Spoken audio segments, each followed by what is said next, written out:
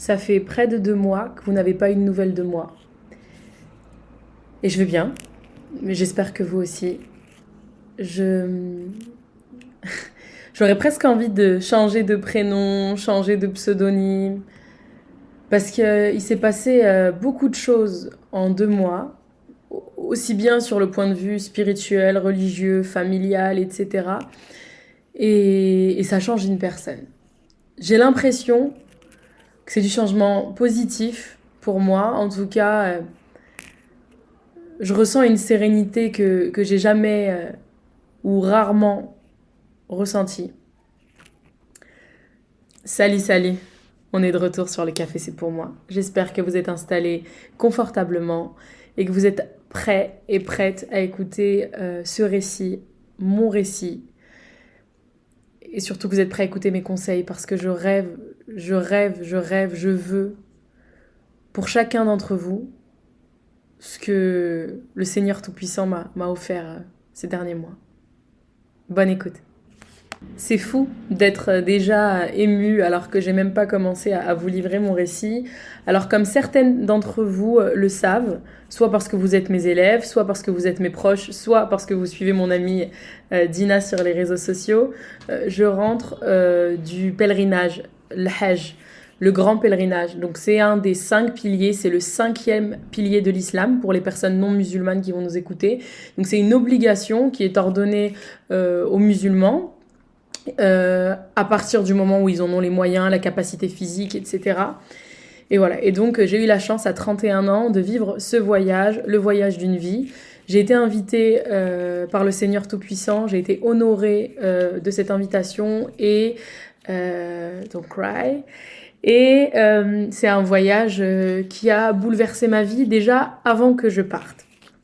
Alors, j'ai vraiment envie de prendre tout dans les détails. Je vous assure que je pense que vous avez probablement des personnes dans votre entourage qui ont déjà fait ce voyage. Peut-être que vous avez déjà fait ce voyage. Peut-être que c'était pas le Hajj, mais vous avez eu la chance de faire une Umrah. Pour les non-musulmans et les non-arabophones, la Umrah, c'est le petit pèlerinage. C'est quelque chose c'est un rite donc dans la ville de la Mecque qui dure quelques heures. Voilà, il faut faire ce qu'on appelle le tawaf, les tours autour de la Kaaba, faire des allers-retours entre le mont Safa et le mont Marwa. Voilà, c'est un rite qui est plus court que le Hajj, qui dure plusieurs jours, 5 si je dis pas de bêtises. Et voilà, donc je faisais cette petite parenthèse, donc j'ai vraiment envie de prendre les choses dans l'ordre. Et pour prendre les choses dans l'ordre, je suis obligée de vous parler de l'année dernière. Comment est-ce qu'on en est arrivé à se dire qu'on aimerait aller au Hajj? Parce qu'évidemment, j'imagine que c'est le vœu de beaucoup de musulmans, si ce n'est de tous les musulmans. Mais j'ai aussi envie d'être honnête avec vous et de vous expliquer ma gamberge et comment elle a évolué. Parce qu'au début, je ne savais pas si j'avais envie d'aller au Hajj tout de suite. Je vous explique tout. Non, parce que je vous ai dit que je devais vous faire 2 épisodes, mais voilà, on va rester sur le Hajj là pour l'instant. Donc, l'année dernière, peut-être à partir du mois de avril, mai, il est temps pour nous de booker nos vacances d'été. Et on a un couple d'amis qui a pu aller au Hajj aussi cette année, que j'embrasse très fort, qui nous propose de les suivre et y retourner au Japon. Donc vous savez qu'on a déjà été au Japon, qu'on aime beaucoup le Japon. Et donc moi je suis en mode voilà, je vais en parler à mon mari, on fait une réunion tous les 4, on en discute. Et en fait, mon mari globetrotter comme moi, là, il est pas partant du tout. Et il me dit écoute Sarah, j'ai une gamberge depuis quelques temps que je vais partager avec toi. Mais j'ai décidé qu'à compter de ce jour, je ne dépenserai plus 1 euro dans un voyage ou des dépenses vraiment superflues et pas nécessaires tant que j'ai pas fait le Hajj. Donc il m'explique ça, je dis quoi, attends, mais non, je trouve que la gamberge est très belle, attention, mais moi je vis pour partir en vacances et je lui dis mais non, attends, c'est pas comme ça, et nos enfants, elle va à l'école, il faut bien qu'elle coupe, qu'elle parte ailleurs, je peux pas la garder 2 mois à Paris, il faut qu'on parte cet été, ok, même si c'est pas le Japon et tout, on peut trouver un petit voyage pas cher et tout. Il m'a dit écoute, moi je suis déterminée, j'ai promis que j'emmènerai ma mère au Hajj. Je suis ton mahram, donc si t'as envie de venir, c'est le moment de te motiver, tu vois. j'ai promis que j'amènerais ma mère au Hajj et je me suis mis pour objectif d'y aller le Hajj prochain. Parce que là, on était à quelques mois du Hajj 2023, mais bon, de toute façon, je pense que les inscriptions, elles étaient déjà faites. Donc, il me dit, Inch'Allah, le Hajj 2024, je veux emmener ma mère, etc. Ça a un coût. Il faut s'en donner les moyens. Donc voilà, je fais ça, je renonce au fait de voyager parce que je veux aller là. J'entends les arguments, ils sont difficilement contestables. En tout cas, quand on est croyant, qu'on sait que c'est une obligation, etc. Je me voyais pas lui dire ah ben maintenant, je te dis tout de suite, on va quand même partir au Japon, pas du tout. Par contre, voilà, je suis moins, comment dire, je suis moins déterminée que lui finalement, et donc je décide de faire les cadeaux que j'aime faire à ma famille, c'est des voyages. Donc je décide de nous emmener en Albanie l'été dernier. S'ensuit peut-être 2 voyages à Marrakech. Lui, j'offre les voyages, c'est payé, il me dit ok, il me dit mais Sarah, c'est pas sérieux, on a dit que, effectivement. Mais c'est vrai que sans ça, on fait pas de gros voyages, on retourne pas au Sénégal. Bon, je dis ça, mais j'ai été aussi à Istanbul, j'ai fait plein de trucs, c'est pour vous dire à quel point j'étais pas concentrée et pas déterminée. Et voilà, et je pense que le gros déclic, je l'ai à partir du mois de septembre, donc 2023. Où donc lui, il me dit écoute, voilà, il me parle d'une plateforme qui s'appelle Nusouk, n'hésitez pas d'ailleurs si vous avez des questions, vous m'envoyez des MP et tout.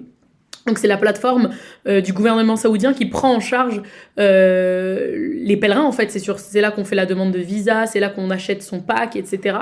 Et donc il y avait une espèce d'inscription déjà à faire, peut-être à compter du mois d'octobre-novembre, si je vous dis pas de bêtises. En fait, il fallait créer son identité pour qu'on nous crée... une identité genre sur Nusouk et qu'on puisse après avoir accès aux inscriptions au Hajj, etc. et tout. Et donc là, c'est vrai que je discute, je dis ouais et tout, et je vous dis la vérité, je vais être très transparente avec vous, même si ma gamberge, en fait, entre septembre et juste avant de partir au Hajj et mai, elle avait déjà évolué et je m'étais détachée de choses qui pour moi étaient futiles. C'est-à-dire que je pense que mon cerveau, il était quand même mangé par tout ce que j'essaie de déconstruire toute ma vie. Ça veut dire que les croyances limitantes, ce qu'on nous a dit, la manière dont on m'a appris la religion, etc. Et je lui disais, non mais c'est pas possible, tu vois, moi j'ai 30 ans, aller au Hajj, ça veut dire revenir, devoir être nickel, même si moi j'ai envie d'être nickel, mais imagine je faute, imagine ceci, et puis moi je suis pas du tout prête à mettre un hijab, comme si c'était un des trucs importants, tu vois, genre pour moi finalement, et j'en parlerai quand je vous expliquerai mon Hajj, c'est finalement le truc le moins important. Dans le sens où c'est une obligation, il faut se couvrir, mais en fait, le Hajj, ça te met une gifle qui est au-delà de l'apparence, en fait. Donc je lui dis ça, je lui dis, je déteste ma tête avec un foulard. D'ailleurs, là tout de suite j'ai un foulard sur la tête, mais voilà, je lui dis, je déteste ma tête avec un hijab, je serai pas prête, j'ai pas envie d'aller au Hajj et rentrer et mettre encore des turbans, etc., et des jeans moulants et bidules et tout. Et ouais, en fait, tu vois, je me trouvais des excuses, et en fait, j'entendais les excuses que moi-même, quand j'écoutais les gens me donner cette excuse-là, je dis, mais ça fait pitié, arrête, tu vois. Et voilà, et puis j'ai peut-être envie de faire d'autres choses et j'écoute encore trop de musique, tu vois, des trucs. On aurait dit, les arguments que je donnais, c'était les commentaires Instagram, tu sais, de la halal police. Je me suis dit, mais wesh, Sarah, qu'est-ce qui t'arrive? Vas-y, je prie, je reprends mes esprits et quelques jours après, je lui dis, ouais, vas-y, je suis déterminée, je suis chaude, ok. Faut savoir que d'un point de vue financier, bon, bien évidemment, je suis partie avec mon mari, etc., voilà, mais pour moi, c'est trop important, je veux payer mon Hajj. Je sais pas si c'est bien, si c'est pas bien, les gens qui connaissent, vous me dites, mais c'est trop important, je veux payer mon Hajj. Mais je suis incapable d'épargner, j'en ai déjà parlé, je suis quelqu'un, moi j'aime trop la vie, quand l'argent il rentre, il sort. Que ce soit à travers des aumônes, pour faire des cadeaux, pour me faire plaisir, pour payer un bon resto, pour refaire des trucs chez moi et tout, l'argent rentre, il ressort. Et subhanallah, c'est la première fois de ma vie que j'arrive à épargner, mais des vraies sommes. Genre, j'arrive à mettre plusieurs centaines d'euros, voire un millier, voire un peu plus d'un millier d'euros de côté. Et très très rapidement, j'arrive à une cagnotte qui se rapproche du prix du Hajj. Le Hajj est un voyage qui est extrêmement onéreux. C'est quelque chose qui coûte très cher. Mais, croyez-moi, c'est le dernier de nos soucis. Et je vais vous expliquer pourquoi c'est le dernier de nos soucis. C'est ce que je dis à tout le monde. À partir du moment où il y a une invitation qui est créée pour toi, Allah il crée une invitation pour toi pour que tu viennes au Hajj, fais-moi confiance, c'est pas cher. L'argent, tu sais pas comment il va arriver, mais il va arriver. Parce que ça te dépasse, en fait. Là, on est dans le divin, ça te dépasse. Et pourquoi je vous dis ça? Ça n'a pas été une année où j'ai spécialement travaillé. Ça veut dire que, bah voilà, la boxe, c'est mon revenu principal, mais c'est pas du tout un très gros revenu. J'ai pas fait énormément de collaborations. Ouais, j'ai pas beaucoup travaillé. Voilà, ma fille, elle était petite, pas de crèche, etc. Mais, hamdoulillah, j'ai réussi en quelques mois à mettre l'argent qu'il fallait de côté. Ce qui se passe, c'est que donc les inscriptions et tout, elles vont se faire prochainement. Donc, je vous dis ça. Donc ça, c'était en octobre. On a créé nos comptes sur Noussouk. Ensuite, bon, il y a eu à chaque fois des choses à faire et tout. Je peux plus vous dire le sens des les dates exactes de l'avancée des inscriptions. La seule chose que je peux vous dire, c'est que les inscriptions officielles, elles débutaient le premier ou le deuxième jour du Ramadan, donc 2024. Donc regardez comme c'est court la période entre laquelle tu essayes de t'inscrire pour y aller et la période où tu pars, il y a genre 1 mois et demi qui s'écoule, quoi. 1 mois et demi, 2 mois max. Et donc, avant ça, il faut mettre de l'argent sur un portefeuille, un wallet qu'il y a sur Noussouk, mais tu ne connais pas encore le prix. Enfin, si, tu le connais quelques semaines avant, je dis des bêtises. Donc, avant que les inscriptions ouvrent, tu as les packs qui arrivent. Parce que maintenant, en fait, c'est l'Arabie Saoudite qui gère ça. Il y a des agences et tout. Mais c'est pas toi qui choisis. Sachant qu'on avait plusieurs contraintes. Alors, nous, on a eu la chance, ça, je vous l'ai pas dit, on est parti à 4. On est parti, mon mari, ma belle-mère, ma belle-sœur et moi. Et ça, c'est aussi une chance inouïe. Que Dieu nous a fait, au-delà du fait qu'on a des très bonnes relations tous les quatre. Déjà, mon mari, waouh, le mahram des 3, il emmène sa mère, sa sœur, sa femme. Et voilà, et c'était génial parce que contrairement à beaucoup de personnes là-bas, et en fait, tant mieux qui étaient seuls, nous on n'était jamais seuls, on avait des chambres à 4, on se déplaçait à 4, les hommes et les femmes ils sont tout le temps séparés sur les rythmes, et du coup on était toutes les 3, que ce soit dans les tentes à Minna ou ailleurs et tout, donc c'était incroyable. Et voilà, donc je vous ai cette parenthèse pour que vous sachiez. Donc voilà, on a vu les packs qui sont arrivés, on voit les prix. Donc bon, il y avait des trucs, je crois, vers 4-5 000 euros. Ça, c'est vraiment pas dans les hôtels et c'est très loin et tout. Sinon, en moyenne, c'était entre 8 et 10 000 euros pour le Hajj moyen, classique. Après, évidemment, je pense que ça pouvait monter à plus de 13 000 euros. J'ai pas vu tous les prix, mais en tout cas, voilà, en moyenne, avec ton pack, ton billet d'avion et tout, c'était entre 8 et 10 000 euros le Hajj. Je vous donne des prix parce que, encore une fois, c'est pas pour vous dire oh là j'ai trop d'argent, j'ai pas trop d'argent, c'est pour vous dire que si Dieu il t'invite, crois-moi, tu peux être au chômage, l'argent il va être là. Et quand je dis l'argent il va être là, l'argent n'arrive pas comme par magie dans ton compte, hein. Mais les opportunités qui vont être créées à partir du moment où tu as mis ton intention, que tu as formulé la demande aussi. Tu as demandé à ce qu'on t'invite, tu as dit je veux aller au Hajj et je suis sincère, et que Dieu accepte de t'y inviter pour ce Hajj-là, l'argent, il va tomber. Et ça, j'arrête pas de le dire, je le disais à mon père, etc. L'argent va tomber. Je vais dire quelque chose tout de suite que je vais répéter, je pense, tout au long de ce podcast. S'il vous plaît, s'il vous plaît, s'il vous plaît, s'il vous plaît, ne tombez pas dans, comme je disais tout à l'heure, les commentaires de la Halal Police. Allez faire votre Hajj le plus tôt possible. J'ai rencontré plein de championnes, j'ai rencontré des jeunes filles qui avaient 21 ans, qui voyageaient avec une agence entre copines. Elles avaient entre 21 et 23 ans. Elles sont encore étudiantes. Elles ont fait des boulots étudiants à côté, elles travaillent soit dans des supermarchés, soit il y a une nana qui a sa boutique qui vend des hijabs, soit il y a une nana qui fait du babysitting, etc. Pendant plusieurs années, elles ont mis de côté et elles font le Hajj à 21 ans.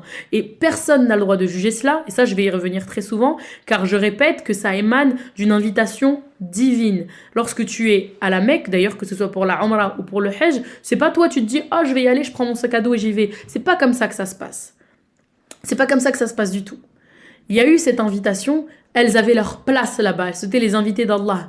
Il faut garder ça en tête. Et donc, il faut faire le Hajj le plus tôt possible. Déjà, parce que c'est extrêmement physique. Je vais vous raconter de toute façon les différents rites et les difficultés auxquelles on a été confrontés, et aussi les facilités par lesquelles on a été bénis. Je vais tout vous raconter, mais ça, je commence par le dire et je vais le redire souvent. Allez faire le Hajj le plus tôt possible. Si c'est même avant d'avoir des enfants, tant mieux.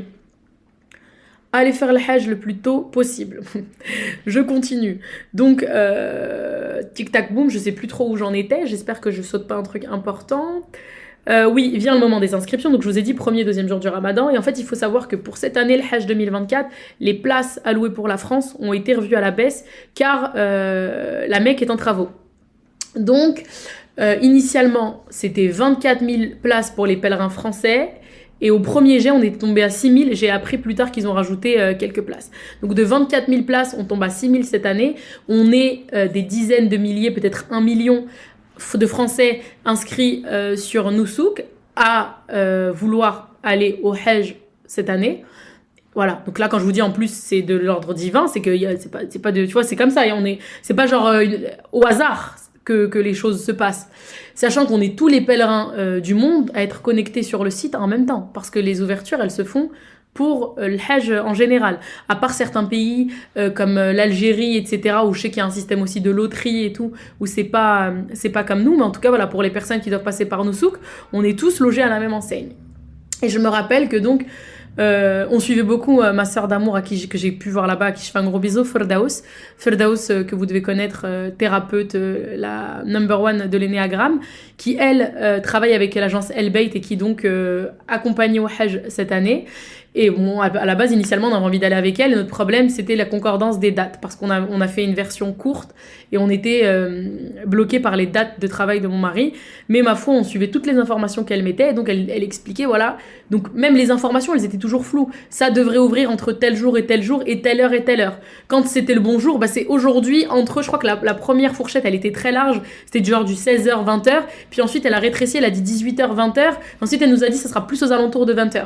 Donc, on était tous, moi je me rappelle, le stress constant. Mon mari, il allait au travail avec son ordi, dans la voiture, et il actualisait tout le temps, les semaines avant, etc. Déjà, avant que les formules arrivent, pour essayer de choisir une formule et qu'elle soit encore disponible, pour essayer de choisir le vol qui correspondait vraiment aux dates qu'on avait, nous, ne serait-ce que par rapport à son taf et ses obligations, mais aussi par rapport à la garde de nos enfants, parce que je l'ai pas dit, mais on est parti sans nos enfants. Donc tout ça, il fallait que ça matche. Donc c'était tout le temps. Et donc le jour J, je me souviens que c'était soit un lundi, soit un mercredi. Je vous dis ça parce que c'est un jour où mon mari, il a sport. Et donc je me connecte, on se met sur les deux ordinateurs, on essaye un peu partout. Et donc je suis sur une file d'attente. Je me rappelle que je fais la dernière manip et il y a écrit qu'on est sur une file d'attente pour 2 heures. Donc je laisse le truc et moi je m'en vais pour aller brosser les dents de mes filles et aller les coucher. Et je sais juste que je passe de la salle de bain à la chambre et que j'ai mon mari qui vient en courant, plein d'émotions, me dire j'ai validé, c'est bon, c'est confirmé. Parce qu'en fait, quand tu valides, c'est confirmé, et sur donc l'écran, sur ta page Nosou, qui est écrit confirmed en anglais et tout, confirmed, excuse-moi, parce que j'ai parlé un anglais très français, alhamdoulilah, donc là, forcément, tu pleures. Je me rappelle, Célia, elle était sur le canapé, elle comprenait rien, on se saute dans les bras, l'émotion, alhamdoulilah, après tous ces mois d'attente, de stress, c'est quand que ça ouvre, c'est quand que ça ferme, etc.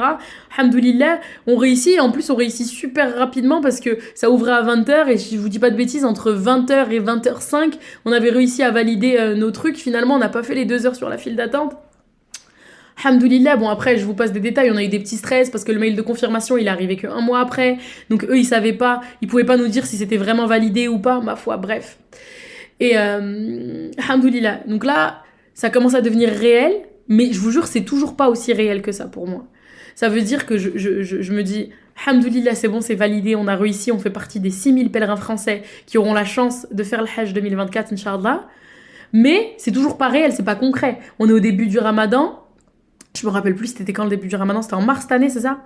Mars ou avril, je sais plus. Et on partait donc début juin. Donc tu vois, et le temps ça passe super vite, surtout le temps passe de plus en plus vite et tout. Et je pense que j'ai commencé à réaliser, à concrétiser 3 semaines avant de partir. J'ai commencé à faire mes achats, que ce soit les tenues, que ce soit tout ce qui était sac de couchage, les choses comme ça et tout. D'ailleurs, je fais une parenthèse et je reviendrai dessus. N'achetez rien. C'était la 3e année où Nusouk prend le Hajj en charge.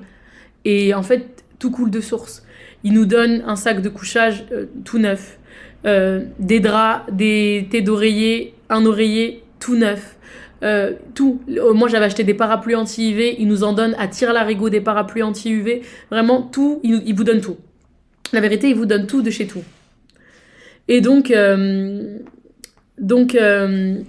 qu'est-ce que je vous disais, voilà, donc ça c'était la parenthèse en termes d'achat. Si vous avez besoin, je pense pas du tout, c'est même certain que je ne créerai pas de contenu sur le Hajj, mais si vous avez des questions technique, qu'est-ce qui est bien dans la valise ou pas, vous pouvez me faire un message, ça me pose aucun problème. Voilà, donc le temps avance, et en fait, donc dans les 3 dernières semaines, je rentre dans un état où genre j'avais l'impression qu'il y avait un changement qui avait commencé à s'opérer sur moi. Alors, encore une fois, on n'est pas du tout sur quelque chose de physique, etc. et tout, mais en termes de ressenti, de sérénité, de sagesse. Et en même temps, franchement, je suis incapable de vous l'expliquer, mais les 2-3 dernières semaines, je ne pouvais pas arrêter de pleurer. Je me rappelle que j'avais beaucoup de rendez-vous chez le dentiste, que je voulais soigner une grosse carie avant de partir. Et j'avais mon casque sur les oreilles, mais je n'écoutais rien. Et je prenais le métro parce que mon dentiste est à Paris et je pleurais. Je pleurais. J'ai une story privée sur Instagram où j'ai 10-12 personnes, c'est mes copines, mes cousines essentiellement. Et je me prenais en photo en train de pleurer, je leur disais mais les filles on dirait une tarée, je passe mes journées à pleurer, je suis pas indisposée, rien. Et je me rappelle que dans la story d'après je leur disais mais en fait je pleure parce que j'aime trop Dieu en fait. Mais c'est un truc de dingue le cadeau qu'il me fait. C'est un truc de dingue et j'étais même pas encore partie, genre tu sais même pas ce qui peut se passer là, que ce soit la maladie, la mort, tu rates l'avion ou quoi. En fait le simple fait que parmi les milliers et les millions de musulmans, les millions, si ce n'était pas les milliards de musulmans, il m'ait choisi moi, je ressentais une gratitude, une reconnaissance que je n'ai jamais ressentie à l'égard d'aucune créature. Et pourtant, je suis quelqu'un d'extrêmement reconnaissante et je me sens toujours même redevable dans ma reconnaissance. Mais je me suis dit, ne serait-ce que parce qu'on m'a juste choisi, j'y suis pas encore. Je sais même pas comment rendre ça. Au-delà des adorations, du jeûne, de la prière, du bon comportement, d'essayer d'être un bon exemple pour les autres, d'être quelqu'un de bien, je me suis dit, mais c'est impossible, je peux même, il y a rien, je pourrais rien faire. Et en fait, c'est ouf aussi parce que, donc, vous savez, je vais un parallèle et ça va vous faire rire peut-être. Je suis quelqu'un pour qui mon anniversaire, c'est un truc de ouf. De celles qui me suivent, chaque année, je fais un truc de ouf pour mon anniversaire. J'ai rien fait cette année. Je n'ai rien voulu comme cadeau. Toutes mes copines, mon mari, mes Sarah, je ne pouvais rien. En fait, qu'est-ce qu'on peut m'offrir de plus ? Tout ne m'aurait pas satisfait. Et c'est ouf, hein. Il faut se satisfaire de peu et tout, mais en fait, je pouvais rien avoir de plus. Donc, franchement, j'étais dans un état où, voilà, vraiment, je pleurais beaucoup, j'étais dans l'émotion, etc., etc. Ma valise, elle était prête une semaine avant, on avait pensé à tout. Bon, je vous ferai peut-être des trucs utiles quand on arrivera au moment de Médine et Mecca, ce qu'il y avait dans ma valise, mais voilà, franchement, c'est des détails. Et en fait, vient le jour du départ, et moi, j'étais pas bien déjà quelques jours avant de partir. Et d'ailleurs, pour celles qui savent... non, je vous dirai ça plus tard, parce que j'ai pas envie de vous perdre, mais... Le truc le plus difficile pour moi, c'était de me dire, je vais laisser mes enfants. Je suis très contente de partir. Je suis waouh. Mais comment on va faire ? Et tout le monde me disait, non mais t'inquiète Sarah, quand t'es là-bas, tu ne penses plus à tes enfants, etc. Bon, je vous dis tout de suite, c'est faux. En tout cas, pour le coup, moi, je pensais à mes enfants. Mais effectivement, j'étais à fond dans mes rythmes. Mais quand j'étais pas dans les rythmes, je pensais à mes enfants, je pleurais. Ils me manquaient. Et là, c'était très difficile. Et je me rappelle que ce jour-là, ma fille qui est à l'école, on l'a pas fait manger à la cantine. Donc elle rentre manger avec nous le midi. Et à 13h20, son père la ramène, parce qu'on partait dans l'après-midi. Et quand la porte, elle ferme, mais je m'effondre. Il y a ma mère, il y a ma sœur, il y a mon ami Raja qui arrivera quelques minutes plus tard. Et je n'arrive pas à arrêter de pleurer. On est parti le 6 juin, si je vous dis pas de bêtises. Le 6 juin, donc de 13h20 jusqu'à dans le taxi qui nous emmenait à l'aéroport. Je ne pouvais pas m'arrêter de pleurer. Et je vais être très honnête avec vous. Je veux pas vous mentir. Je veux pas vous mentir et je veux pas ne pas vous choquer. Je veux être transparente et je veux être honnête, donc je vais vous dire ce que j'ai ressenti. Vous allez en apprendre un peu plus sur moi. Donc vous savez que je suis quelqu'un d'anxieuse, que littéralement, quelqu'un d'anxieux, c'est quelqu'un qui a peur de la mort, même s'il ne le sait pas, hein, c'est la définition. Et donc j'ai peur de la mort. Et à ce moment-là, je pleure parce que j'ai peur que c'est la dernière fois que j'ai vu mes enfants. Parce qu'on entend tous des histoires. D'ailleurs, cette année, je vous en raconterai, parce que vous avez tous vu qu'il y a eu beaucoup de morts cette année au Hajj. Qu'Allah ait pitié de leurs âmes et fasse d'eux des gens du paradis. J'ai peur de la mort, j'ai peur de mourir là-bas et de ne plus jamais revoir mes enfants. J'ai peur à tel point que je donne des instructions à ma petite sœur, Célia. Je lui dis, Célia, je te fais une note vocale que tu n'écoutes que si on te dit qu'il m'est arrivé malheur, je donne des instructions. C'est mon testament. Alors, en islam, c'est tout ce qui est de... Comment dire, du testament, enfin, etc., de ce qu'on doit léguer, c'est très légiféré, tout, il n'y a pas de souci. Mais moi, mon testament, c'est qu'est-ce qu'on fait de l'éducation de mes filles? Qu'est-ce qu'on fait de mes filles? Qui s'occupera de mes filles? Et donc, je lui fais des notes vocales où je parle que de ça. En lui parlant bien des traits de personnalité de chacune d'entre elles, comment est-ce qu'il faut agir avec elles, comment il faut être avec elles, en lui donnant les comptes, les accès à mes comptes bancaires, en lui donnant accès à tout, en lui disant voilà, s'il m'arrive ça, tout leur revient. Ça, tu donnes à maman, ça, tu donnes à un tel, je vous dis ça, mais en fait, c'est important. Et c'est ça que je vous disais pas, mais dans les 2 semaines avant de partir, je me rappelle, j'ai mangé avec ma sister Zainab, Coran de mon cœur, que vous connaissez toutes, et je lui ai dit, elle m'a dit, mais c'est ok. Je lui ai dit, je ressens l'envie de faire un testament. J'ai besoin d'écrire mon testament. Et testament, genre... Enfin, c'est pas méchant, hein, mais je m'en fichais un peu de ma famille, etc. C'est mes enfants. Et le Hajj, il est arrivé à un moment super important. D'ailleurs, au retour, je l'ai bien compris. Parce que je pense que j'aime mes enfants sainement, mais je les aime pas sainement. Je les élève à un rang auquel je ne devrais pas les élever.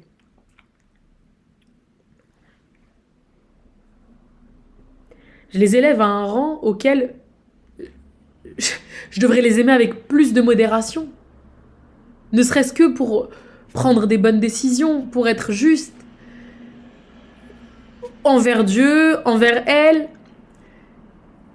Et c'est le meilleur moyen de me donner une leçon aussi, mes enfants.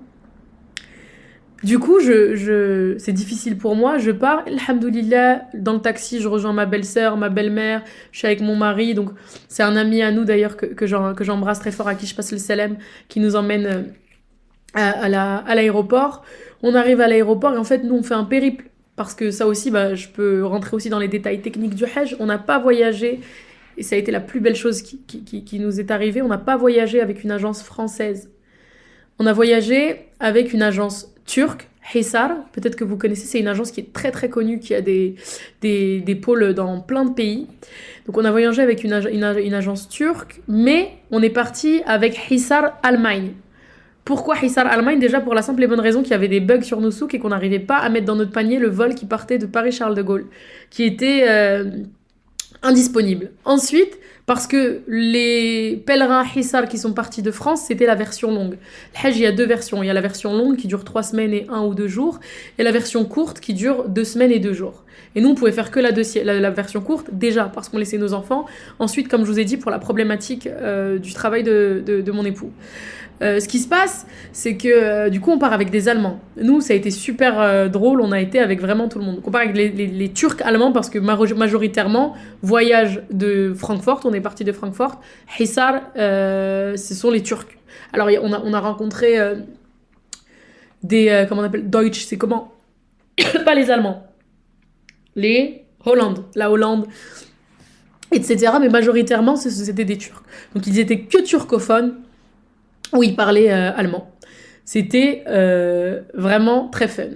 Donc nous, on fait un Paris-Francfort, on dort une nuit à Francfort, et le lendemain matin, donc on rejoint Hisar à l'aéroport pour partir. On arrivait à Médine, nous. On avait escale à Doha, au Qatar, et ensuite on partait à Médine. Donc là, on rejoint notre groupe, etc. C'est vrai que c'est compliqué parce qu'ils parlent qu'allemand ou que turc, mais il y a dedans des frères et des sœurs turcs qui parlent très bien l'anglais, et donc qui nous traduisent tout en anglais. Le voyage se passe parfaitement bien. Et là, c'est vrai que je me sens beaucoup plus apaisée. Mes filles me manquent, mais je suis apaisée. J'apprends toutes mes duas. Je révise ce que j'ai envie de réviser. Je lis, je discute. J'ai hâte. J'ai qu'une hâte, c'est d'arriver à Médine. Parce que voilà, pour le point culturel, donc pour les non-musulmans, les musulmans qui ne sont pas au courant, ou pour ceux qui écoutent et qui sont curieux, en fait, tout simplement, Médine, donc c'est la ville... du prophète, en gros. C'est vraiment une ville où règne une sérénité. Waouh! Et cette sérénité, en fait, qui règne dans cette ville, c'est celle que je ressens en moi et c'est incroyable. Et donc, c'est, selon moi, à ce jour, une des plus belles mosquées que j'ai vues de ma vie, la mosquée An-Nabawi. C'est vraiment, waouh!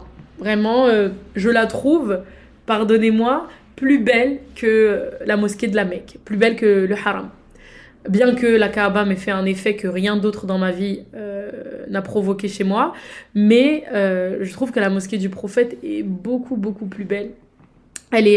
C'est un endroit où vraiment tu entends pas le bruit. On est des milliers, si c'est pas des millions à l'intérieur de la mosquée, mais tu entends très très bien parfaitement la personne qui te parle, qui est à ta droite, qui est à ta gauche, qui est derrière. C'est quelque chose qui est vraiment assez spectaculaire, je trouve. Donc voilà, je vous ai dit, le trajet se passe parfaitement bien. L'aéroport de Doha, il est incroyable. On a 7 heures d'escale, mais c'est super.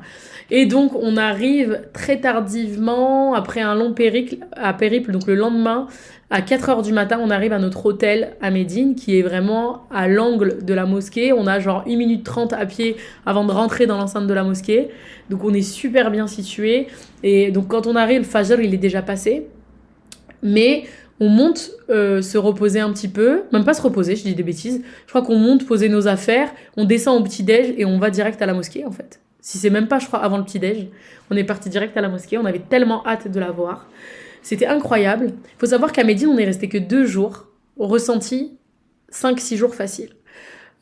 Pour les personnes qui ont déjà été faire un pèlerinage, que ce soit une Umrah ou le Hajj, on dort très très peu, on est rythmé au rythme des prières et on a envie de rajouter des prières surrogatoires parce qu'elles ont des récompenses. À la mosquée du prophète sallallahu alayhi wa sallam, une prière, elle vaut 1000 unités, elle en vaut 1000, pardon, et au haram, une prière dans le périmètre sacré, elle en vaut 100 000. Alors croyez-moi, vous n'avez pas envie de chômer. Vous avez envie de prier un maximum, de prendre un maximum de bonnes actions à votre compteur de bonnes actions, et puis vous avez juste pas envie de perdre une seule seconde là-bas, quoi. Médine, ça a été incroyable, et on a été extrêmement chanceux, parce que on a pu faire en 48 heures 2 fois Raouda. Qu'est-ce que c'est que Raouda ? Raouda, c'est un endroit dans la mosquée qui revient quand tu vas prier là-bas, à prier dans un jardin du paradis. Donc, c'est incroyable. Tu ressens, quand tu rentres dans Raouda, qu'il se passe quelque chose. Tu vois le minbar du prophète, sallallahu alayhi wa sallam. À ta gauche, même si les femmes n'y ont pas accès, tu vois les tombeaux du prophète, sallallahu alayhi wa sallam, de ses compagnons, Abu Bakr et Omar, que la paix soit sur eux. C'est incroyable. C'est inexplicable. Je ne saurais pas vous expliquer ce qu'on y ressent. Je ne saurais pas vous expliquer, sans être ému, ce que tu ressens quand tu rentres dans la pièce. Donc c'est là en fait où il y avait la chambre du prophète sallallahu alayhi wa sallam. C'est entre sa chambre et son minbar en fait, Raouda. Je ne saurais pas t'expliquer ce que tu ressens quand tu te tiens à cet endroit, et que tu sais qu'il y a son tombeau, et que tu sais qui y repose, quand tu sais l'homme qu'il a été, ce qu'il a apporté à l'humanité, ce qu'il a apporté à notre religion, à nous les musulmans, mais ce qu'il a apporté à l'humanité, j'insiste. On suit ses traces. C'est incroyable. La vérité, c'est incroyable. Et j'ai tellement prié, je vous jure, vous allez me prendre pour une folle. Mais en fait, j'englobais. Donc j'avais certaines de mes élèves, certaines de mes copines qui m'ont demandé des doigts particulières, je les ai fait pour elles. Mais j'ai toujours prié pour les championnes. De manière générale, accorde-leur. Qu'elles m'aiment ou qu'elles m'aiment pas, moi je veux qu'elles vivent ça. Qu'elles m'aiment ou qu'elles m'aiment pas, je veux qu'elles aillent au paradis. C'est très sincère et j'insiste. On a eu la chance de faire 2 fois Raouda, donc on avait réservé de France sur l'application le premier jour où on est arrivé, donc il me semble que c'était un vendredi. On y a été, on est arrivé dans la nuit de vendredi, donc samedi. On y a été à 23h, je crois. Et le lendemain, on avait le groupe Hissar qui avait réservé pour les femmes, on avait pu y aller aussi. C'était incroyable. C'était incroyable. Vraiment, j'ai pas les mots. C'est ce que tu ressens dans cet endroit, waouh. Mais ce que tu ressens de toute façon dans la ville de Médine, dans l'enceinte de la mosquée, c'est waouh. On a pu faire une visite avec notre groupe. Donc c'est ça que je disais, ce qui allait être marrant. Je vous ai expliqué qu'on a voyagé avec Hissar Francfort, Allemagne, qu'on était avec les Turcs et qui parlaient allemand. Quand on est arrivé, ils ont bien vu que c'était compliqué parce qu'on parlait ni turc ni allemand. On nous a fait passer avec Hissar anglophone. Parce que Hissar français, ils étaient déjà partis sur le voyage long, donc ils étaient déjà à Mecca. Et donc ensuite, on était avec les Anglais. Donc franchement, nous, on a tout fait tout seul. Ils étaient super sympas, ils nous laissaient faire notre vie. Ils donnaient des points de rendez-vous, mais on n'était pas obligés d'y aller. Nous, on essayait d'aller un maximum à la mosquée ou voilà, faire les choses comme ça. On a fait une visite avec eux. La visite de Uhud, c'était super. Donc on a été visiter Uhud là-bas et on n'a pas fait que ça. Non, on a fait plusieurs choses. Après Uhud, on a été prier à la première mosquée de l'islam. Ensuite, on a été prier. Qu'est-ce qu'on a fait? On a vu une autre mosquée super importante. J'ai un très gros trou. Je vous redirai de toute façon. Mais voilà, c'était super cette excursion. Voilà, donc sinon notre séjour à Médine, il était bercé au rythme des prières. On allait passer la journée à la mosquée. Ce qu'on faisait, c'est que après le Fajr, on rentrait. On prenait le petit déj, on se reposait un petit peu et ensuite on y allait avant de Dohor et on y restait. On avait pris des petits dossiers qu'on avait commandés sur internet super et on restait, on lisait le Coran, on faisait plein de choses. On rencontrait en fait, même sans spécialement lire, on rencontrait les pèlerins mais des quatre coins du monde. Il y avait énormément de pèlerins nigérians qui étaient à Médine en même temps que nous. On parlait pas la même langue. Mais voilà, elle récitait le Coran, on répétait après elle, elle récitait le Coran, elle répétait après nous, on discutait, on apprenait à se connaître. Et j'ai trouvé ça tellement beau, j'ai trouvé ça tellement incroyable. C'est pour ça que quand je vous disais que le voile c'était le dernier de mes soucis, quand je dis le voile, il faut se voiler, c'est pas ce que je dis, mais en fait le simple fait de voir les gens là-bas habillés de manière différente, avec des couleurs différentes, des tenues différentes, des cultures différentes, en fait ça travaille tellement ton humilité, mais tu te dis mais oui, mais en fait moi je ne suis pas la définition de l'islam.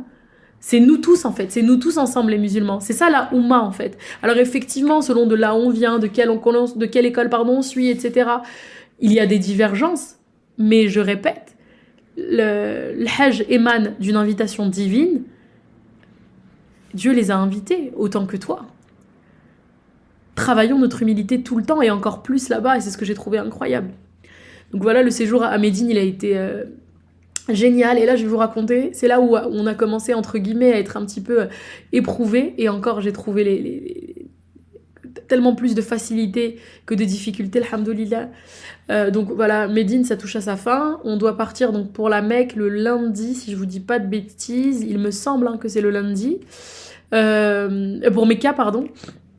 Et donc, on est censé quitter Mecca vers 10h, 10h30 le matin en car. Donc on est censé avoir 5-6 heures de car jusqu'à Mecca.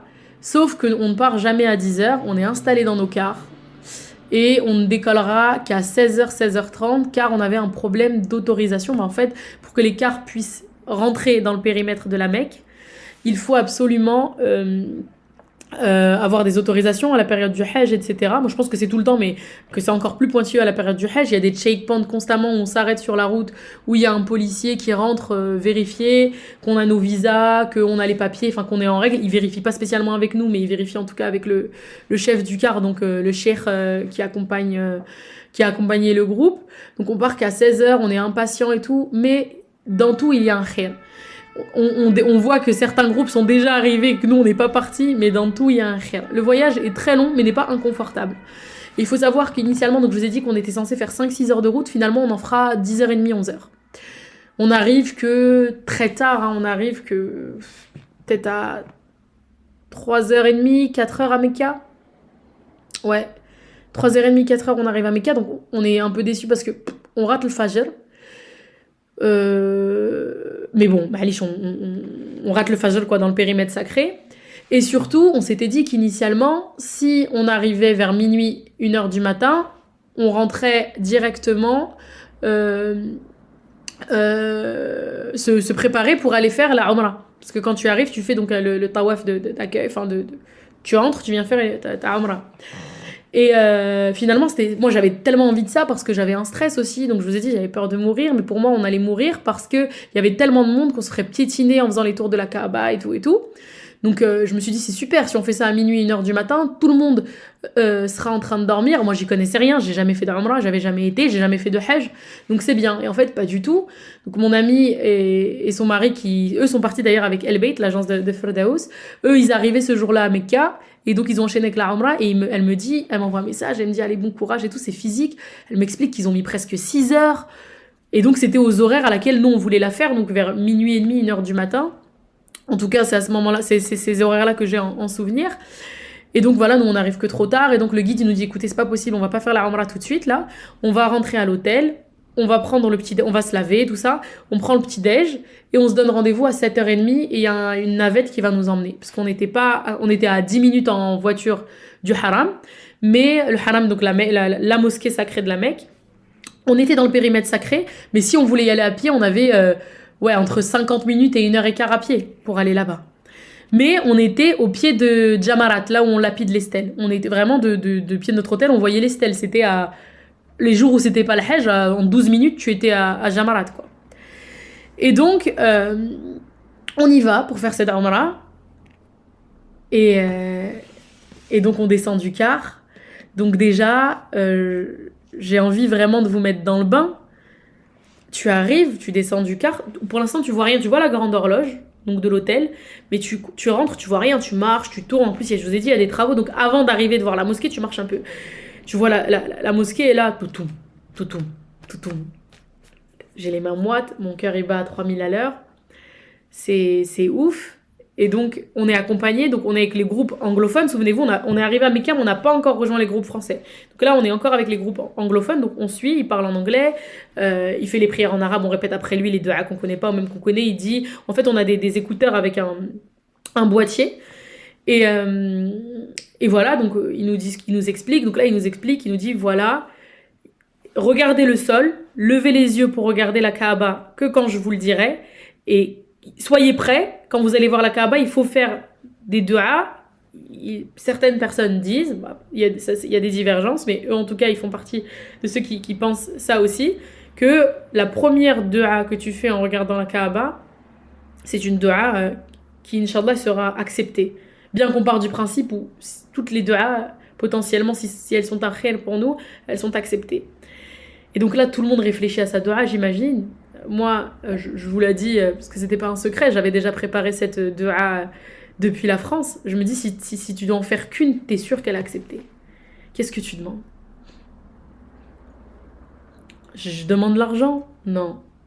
Je demande la santé? Oui, c'est important.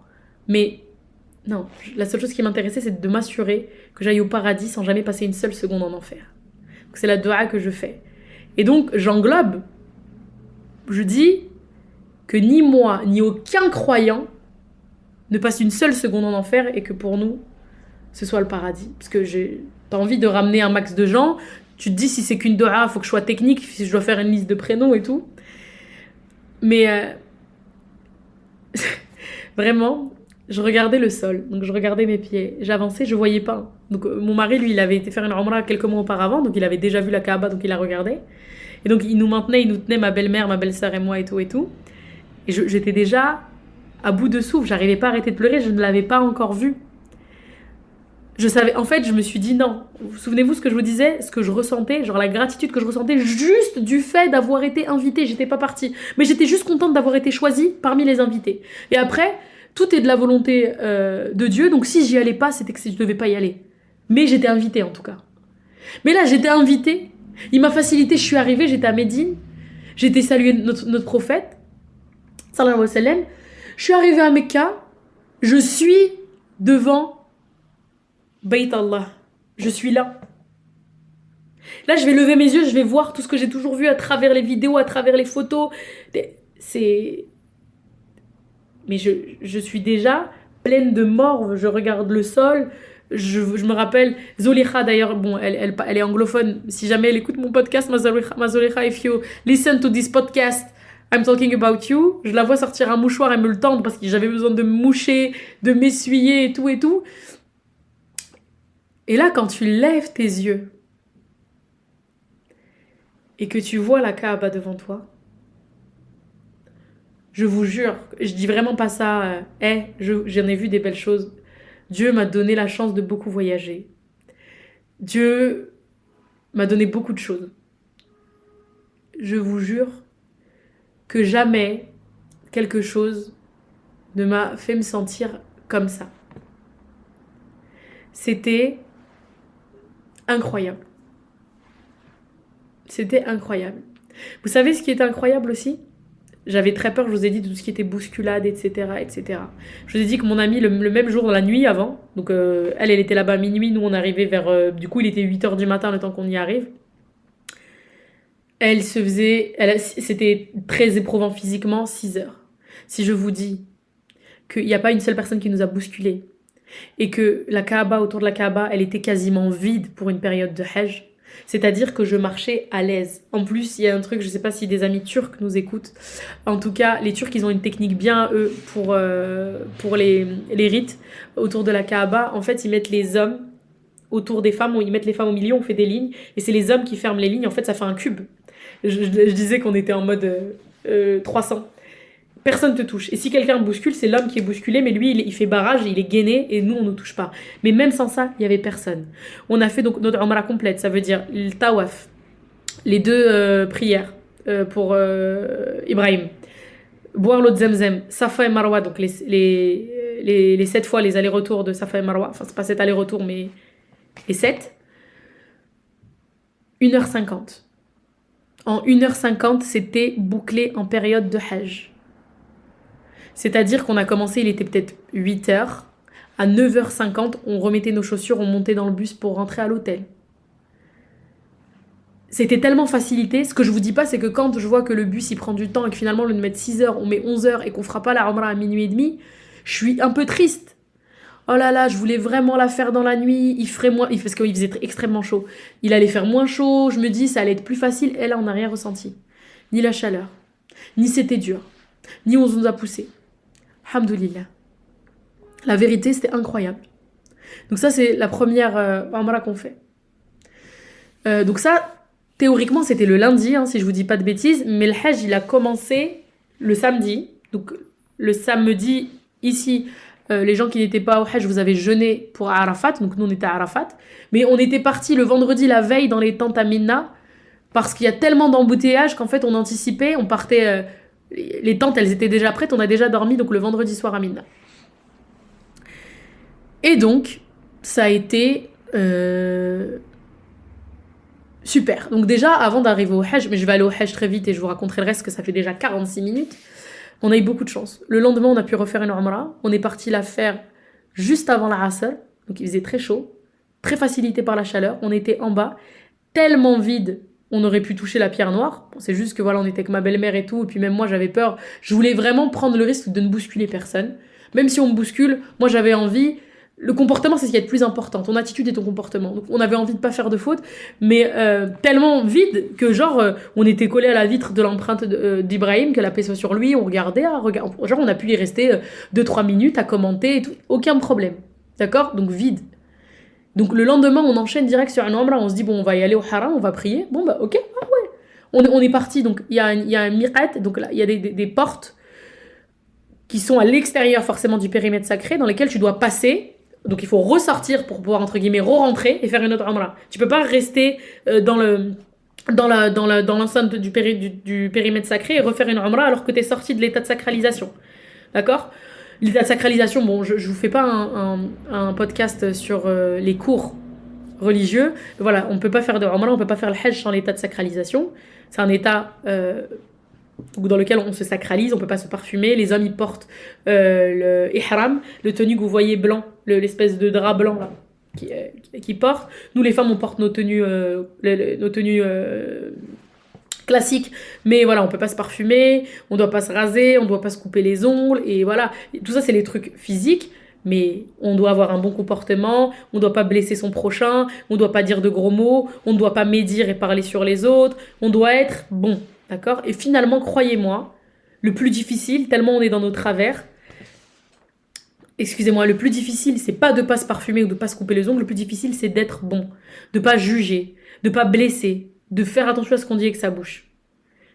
C'est sur ça que finalement, vous allez le plus souffrir.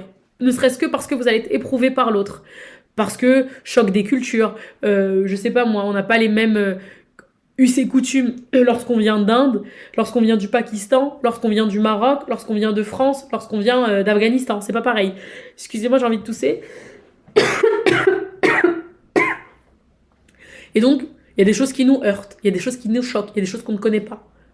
Il faut être bon, il faut être fort, il faut se taire. Ça fait aussi partie du pèlerinage, se taire, parler quand c'est nécessaire. Ou juste parle pour faire tes adorations, ton dhikr, les prières, les du'as et tout, pour faire des aumônes, pour discuter avec les gens, pour apprendre à vous connaître dans des moments où on n'est pas en rite, etc. Pourquoi pas? Mais voilà. Donc, pour moi, le plus difficile de l'état de sacralisation, franchement, c'est pas quelque chose sur lequel moi j'ai été éprouvée, mais en tout cas, on le constatait. C'est de faire attention à ce qu'on dit avec sa bouche. De faire attention. Le cheikh, donc là, ça y est, on avait switché, je vous ai pas dit. On a quitté les Américains, on est parti avec Hissar France, avec Cheikh Suleiman et donc les Turcs francophones et les Français qui ont voyagé avec cette agence-là. Et donc, c'est ce qu'il nous expliquait. Il nous disait, faites attention. Parfois, vous allez tout bien faire. Vous vous êtes pas parfumé, vous n'avez pas eu de moment intime avec votre époux ou votre épouse, vous n'avez pas coupé vos ongles, vous n'avez pas fait un truc qui est interdit, utiliser du savon parfumé, etc., etc. Mais vous avez blessé quelqu'un parce que vous lui avez mal parlé, parce que vous lui avez dit quelque chose qui lui a fait de la peine. Et ça peut annuler ton état de sacralisation. Et donc, ça n'annule pas ton hajj, mais en tout cas, là, en tout cas, ça annule ton état de sacralisation. Ça veut dire que là, tout de suite, tu dois payer. Tu dois sacrifier, tu dois te payer un sacrifice, tu dois faire quelque chose, en tout cas, il faut faire quelque chose que ça va pas. Il y a eu une entrave à la sacralisation. Donc ça, c'est la seule parenthèse que je ferai sur la sacralisation. Si vous voulez en savoir plus, vous pouvez faire plein de recherches. Donc là, je vous ai dit, on a fait la Umrah quand on est arrivé. Le deuxième, on a été faire une Umrah tout seul avec mon mari, ma belle-mère, ma belle-sœur. Voilà, pareil, qui se passe super bien et tout. Donc on a vraiment la chance. Mais je vous ai pas dit le truc le plus important. Il faut savoir que moi, mon épreuve tout au long du voyage, ça a été mes menstrues. Je ne peux pas, à cause de mes soucis médicaux, prendre la pilule. Donc on n'a pas pu me prescrire une pilule hormonale avant que je parte.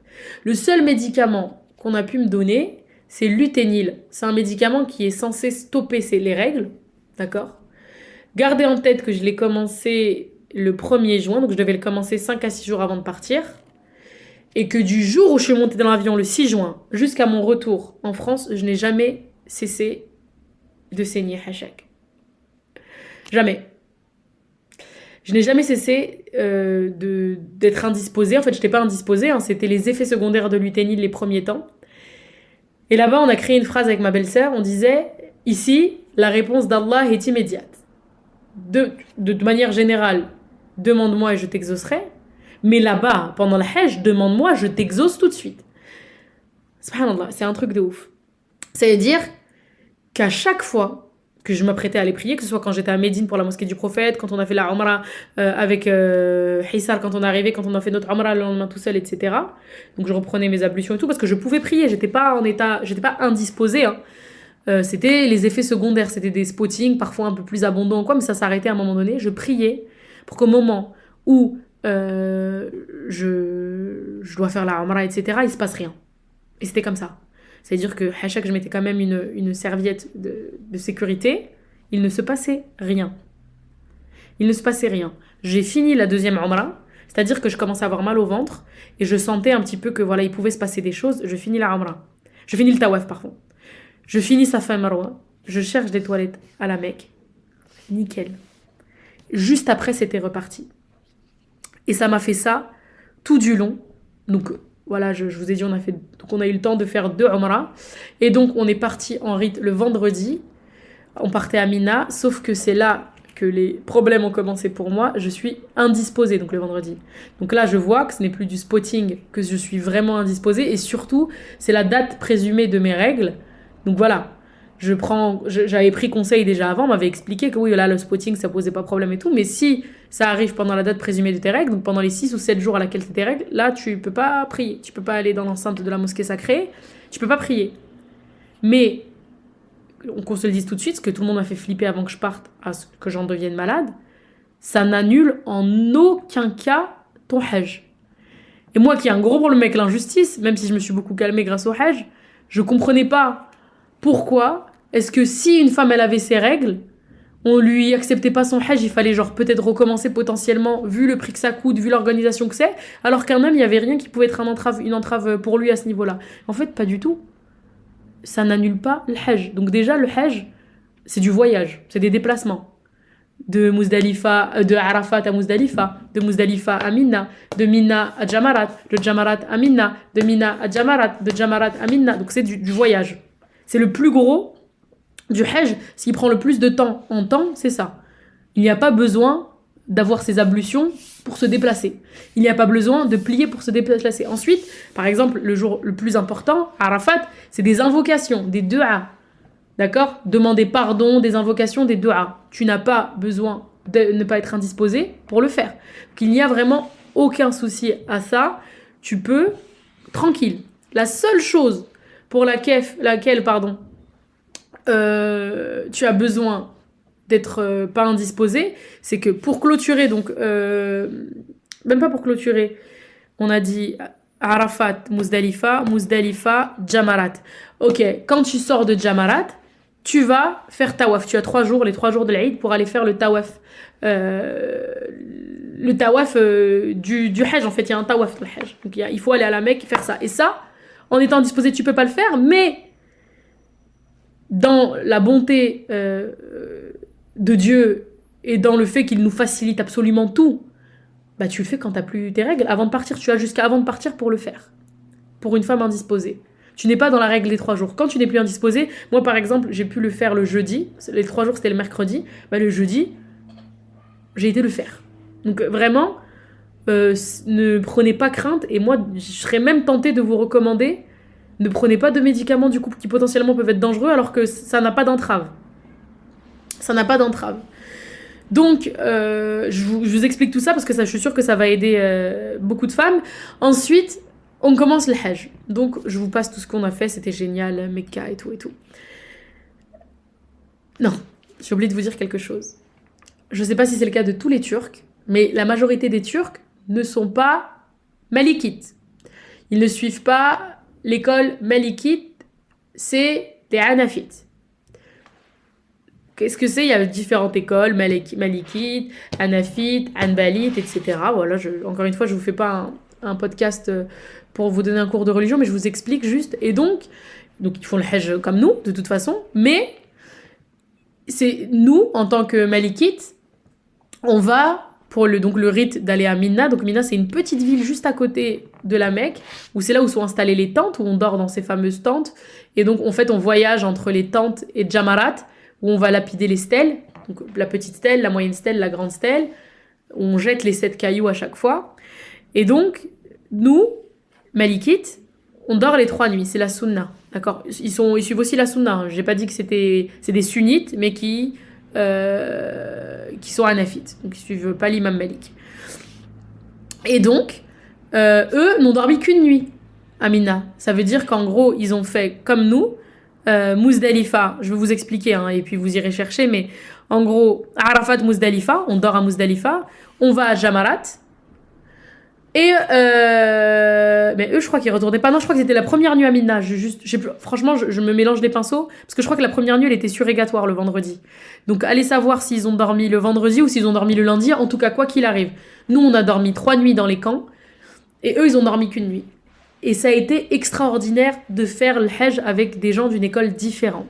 Ça a été extraordinaire, encore une fois, pour travailler ce que j'appelle l'humilité. Ça a été important.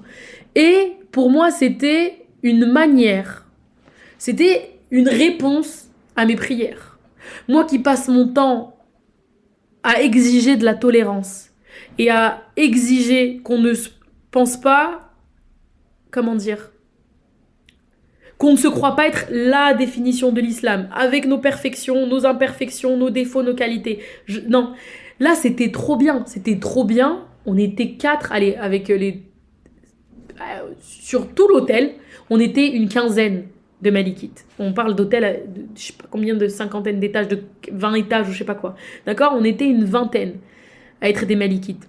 Et on est parti au Hajj avec les hanafites. Et jamais ils nous ont forcés à faire comme eux. Jamais. Vous savez ce qu'il faisait, le cheikh? Quand on lui disait, mais attendez, nous, il y a un problème. Nous, on doit faire ça à telle heure. Nous, on dort 3 jours à Mina, on peut pas rester qu'une nuit. Comment on va y aller? Comment ça va se passer? Bon, de toute façon, tout est à pied, donc la question était vite répondue. La première chose qu'il a fait, il a dit, il n'y a pas de souci, je vais appeler un collègue malikite. Il a appelé un collègue à lui en France, un imam. Il lui a demandé, c'est comment chez vous? Il lui a dit ça. Il nous a reconvoqués, il nous a dit, effectivement, c'est comme ça chez vous. Et ils nous ont absolument tout facilité. Sans jugement, sans rien. Et pareil de notre part, sans jugement, sans rien. Et j'ai trouvé ça tellement enrichissant. Tellement enrichissant parce que finalement, ça ne change rien au fait, je répète, qu'ils ont été les invités d'Allah au même titre que nous. C'était pas juste les Malikites, juste les Maghrébins. Non, ils ont été les invités d'Allah au même titre. Et d'ailleurs, je bifurque, c'est vrai que j'ai toujours pas commencé les rites, mais je vous jure, c'est trop important. Amis maghrébins, nous sommes, j'allais dire un grain de sable, mais un caillou dans la Oumma. Nous sommes un joli caillou, mais nous sommes un caillou dans la Oumma. Nous étions environ 1,8 million de pèlerins cette année, d'après les chiffres officiels. Ils avaient annoncé 4 millions, mais on était 1,8 million de pèlerins. Nous ne représentions rien. On était des milliers à marcher sur les mêmes routes. Les majoritaires, ceux qu'on voyait majoritairement, c'était les Asiatiques. J'ai vu beaucoup plus d'Indonésiens, de Malaisiens, d'Indiens, de Pakistanais, de Bangladais que j'ai vu d'Arabes. Arabes tout court déjà, je n'ai pas dit maghrébins, d'Arabes. D'accord ? J'ai ensuite vu tellement plus de Sénégalais, de Maliens, de Nigériens, de Nigérians, de Ghanéens, de Guinéens, d'Érythréens, d'Éthiopiens, de Somaliens que j'ai vu d'Arabes. Et c'est pas moi, c'est la discussion qu'on s'est tous fait, machallah. J'ai vu tellement plus d'Égyptiens, ouais franchement Égyptiens je les mets tout seuls, non d'Afghanistan, d'Afghans, etc. que j'ai vu d'Algériens, de Marocains, de Tunisiens. Et je dis ça, alors tu peux pas savoir quand tu vois quelqu'un, mais ne serait-ce que genre si je fais un délit de faciès, c'est que je cherche les rebeux. Et souvent aussi, je vous dis ça parce qu'on a des tenues avec les drapeaux, donc on sait à qui on appartient, ou sur nos cartes il y a les drapeaux. Et j'ai trouvé ça tellement incroyable pour l'humilité. C'est un discours en plus que j'ai tout au long de ma vie. Arrêtez de croire qu'on a le monopole de l'islam, on n'est rien. On est important, on fait partie de la Oumma, mais on n'est pas représentatif. Soyons humbles, on n'est pas représentatif. Et quelle gifle, franchement quelle gifle. On n'est rien à côté des Indiens, des Pakistanais, des Pakistanais, des Bangladais, des Malaisiens, les Indonésiens, t'as mal à la tête. Et pourtant, beaucoup d'entre nous, j'espère pas, mais je sais que ça aurait pu arriver, auraient été un peu indignés de la manière dont étaient vêtis les Indonésiens. Parce qu'ils ont des tenues avec des pantalons, les femmes par exemple, c'est couvert, hein, elles ont par-dessus une tunique. Pareil pour les Indiennes, elles ont de très belles tenues, pantalons avec une longue tunique en lin, etc. La manière dont certaines portent leur foulard, dont certaines par rapport à leur culture, parce qu'en fait, bien évidemment, il faut faire attention à pas mélanger la culture et la religion, mais certaines religions, elles sont ancrées dans les cultures, comme chez nous les Maghrébins, comme je pense par exemple, je crois que c'était les Nigériens, je sais plus si c'était les Nigériennes. J'ai beaucoup aimé les Nigériennes, j'ai passé beaucoup de temps avec elles, qui dans leur culture, en fait, elles ont des scarifications, elles nous montraient, genre, elles sont super fières de ça, en tout cas, je sais pas, je veux pas dire de bêtises, je sais pas comment elles acquièrent ça, en tout cas elles nous montraient, elles nous expliquaient, regardez, ça c'est comme ça c'est dans mon ethnie et tout. Peut-être d'autres auraient été indignés. Et en fait, ça a été tellement beau, tellement réconfortant pour moi, qui est convaincu de ça, qu'en fait, la seule manière d'être musulman, c'est de se référer au Coran, au hadith, à la sunna, etc. Ok. Mais en fait, la chose qui va nous unir, qui va tous nous unir, c'est ça, c'est notre comportement, notre beau comportement envers notre frère, envers notre sœur, envers nos parents, envers nos voisins, envers nos voisins d'autres pays. Et j'ai trouvé ça tellement beau. Ça a été incroyable pour moi. Je regardais, j'étais émerveillée. Je me suis dit, mais waouh, mais c'est ça. Là, genre 1,8 million de musulmans. Et nous, là, les Maghrébins, on représente un grain de sable, un caillou, je vous ai dit. On a besoin de ça. Il faut que les Maghrébins, ils aillent faire le Hajj. Hein. Vraiment, on a besoin de ça. Ensuite, pour parler des rites directement, c'était incroyable. Franchement, il faudrait que je fasse un autre podcast avec les trucs incroyables. Donc dormir dans les tentes et tout, c'était sympa, c'était très bien.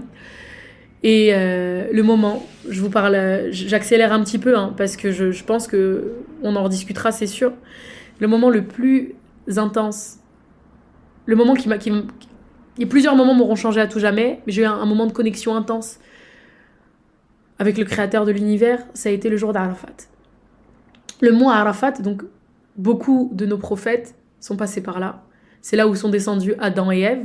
Donc ça parle à plein de gens qui croient à une religion monothéiste, en tout cas qui croient en Adam et Ève, déjà. Donc c'est là où Adam et Ève sont descendus. Le mot Arafat, ce jour-là, c'est inexplicable. Je vous mettrai une vidéo par contre, je vais la mettre dans le montage.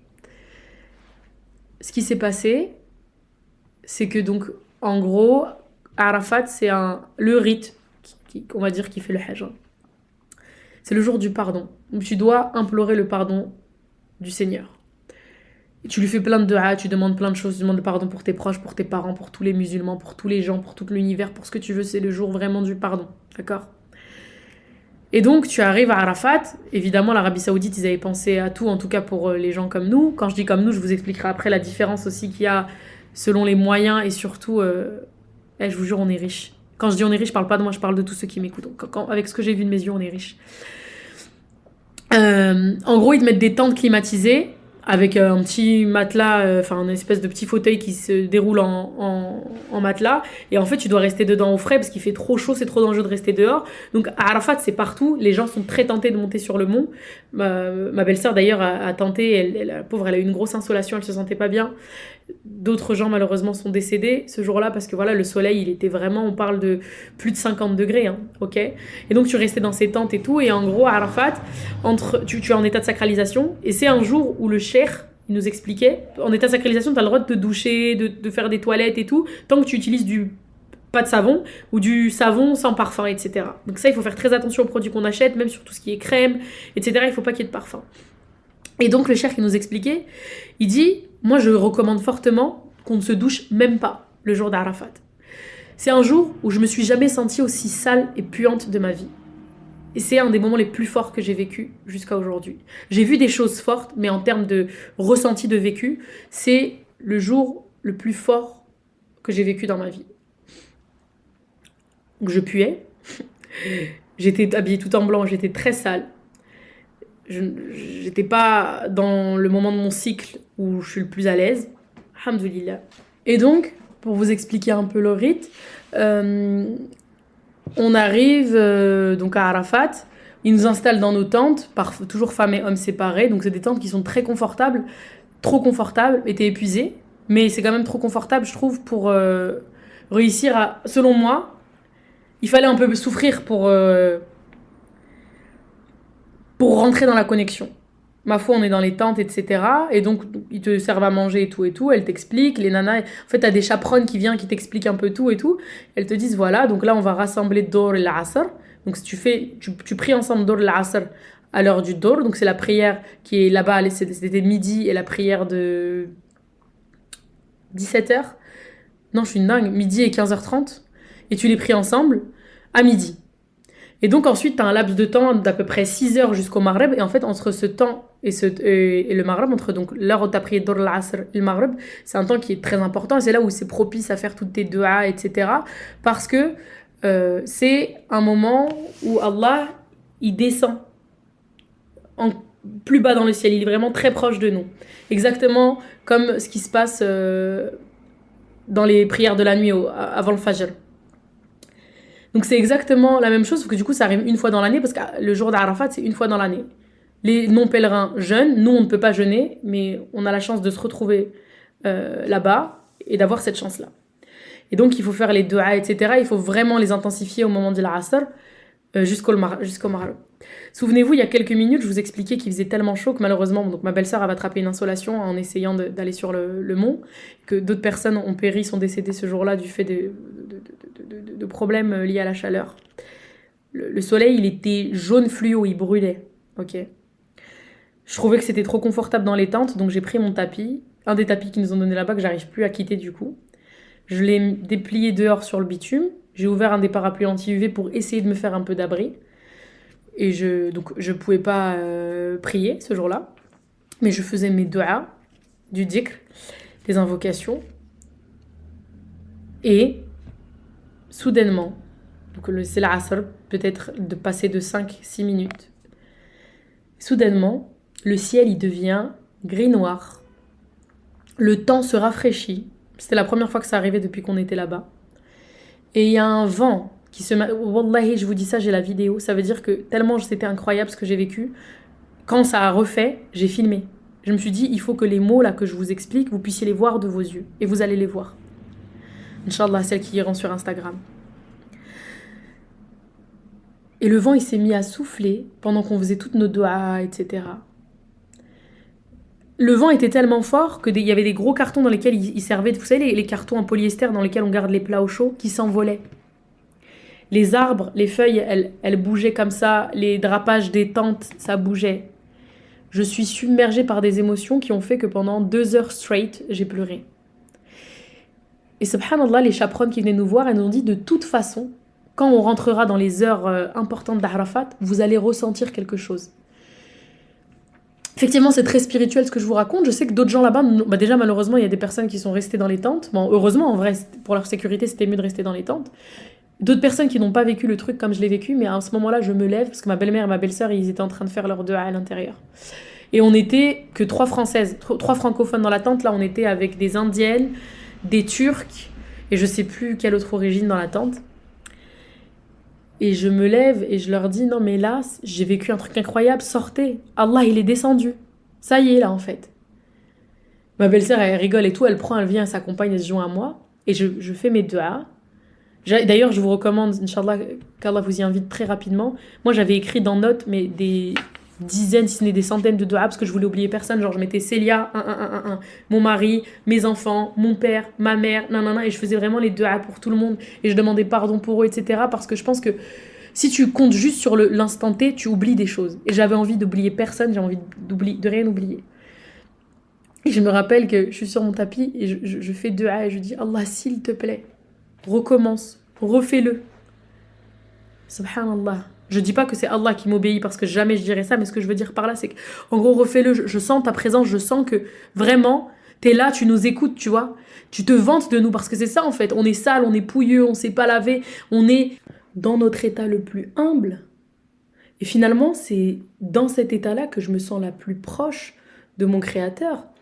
Et il est fier de nous, il est content.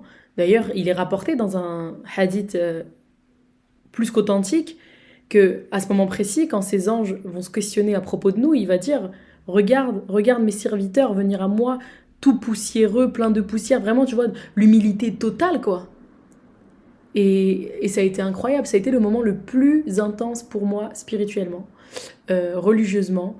En termes de foi, ça a fait faire un bond à ma foi de 3000%.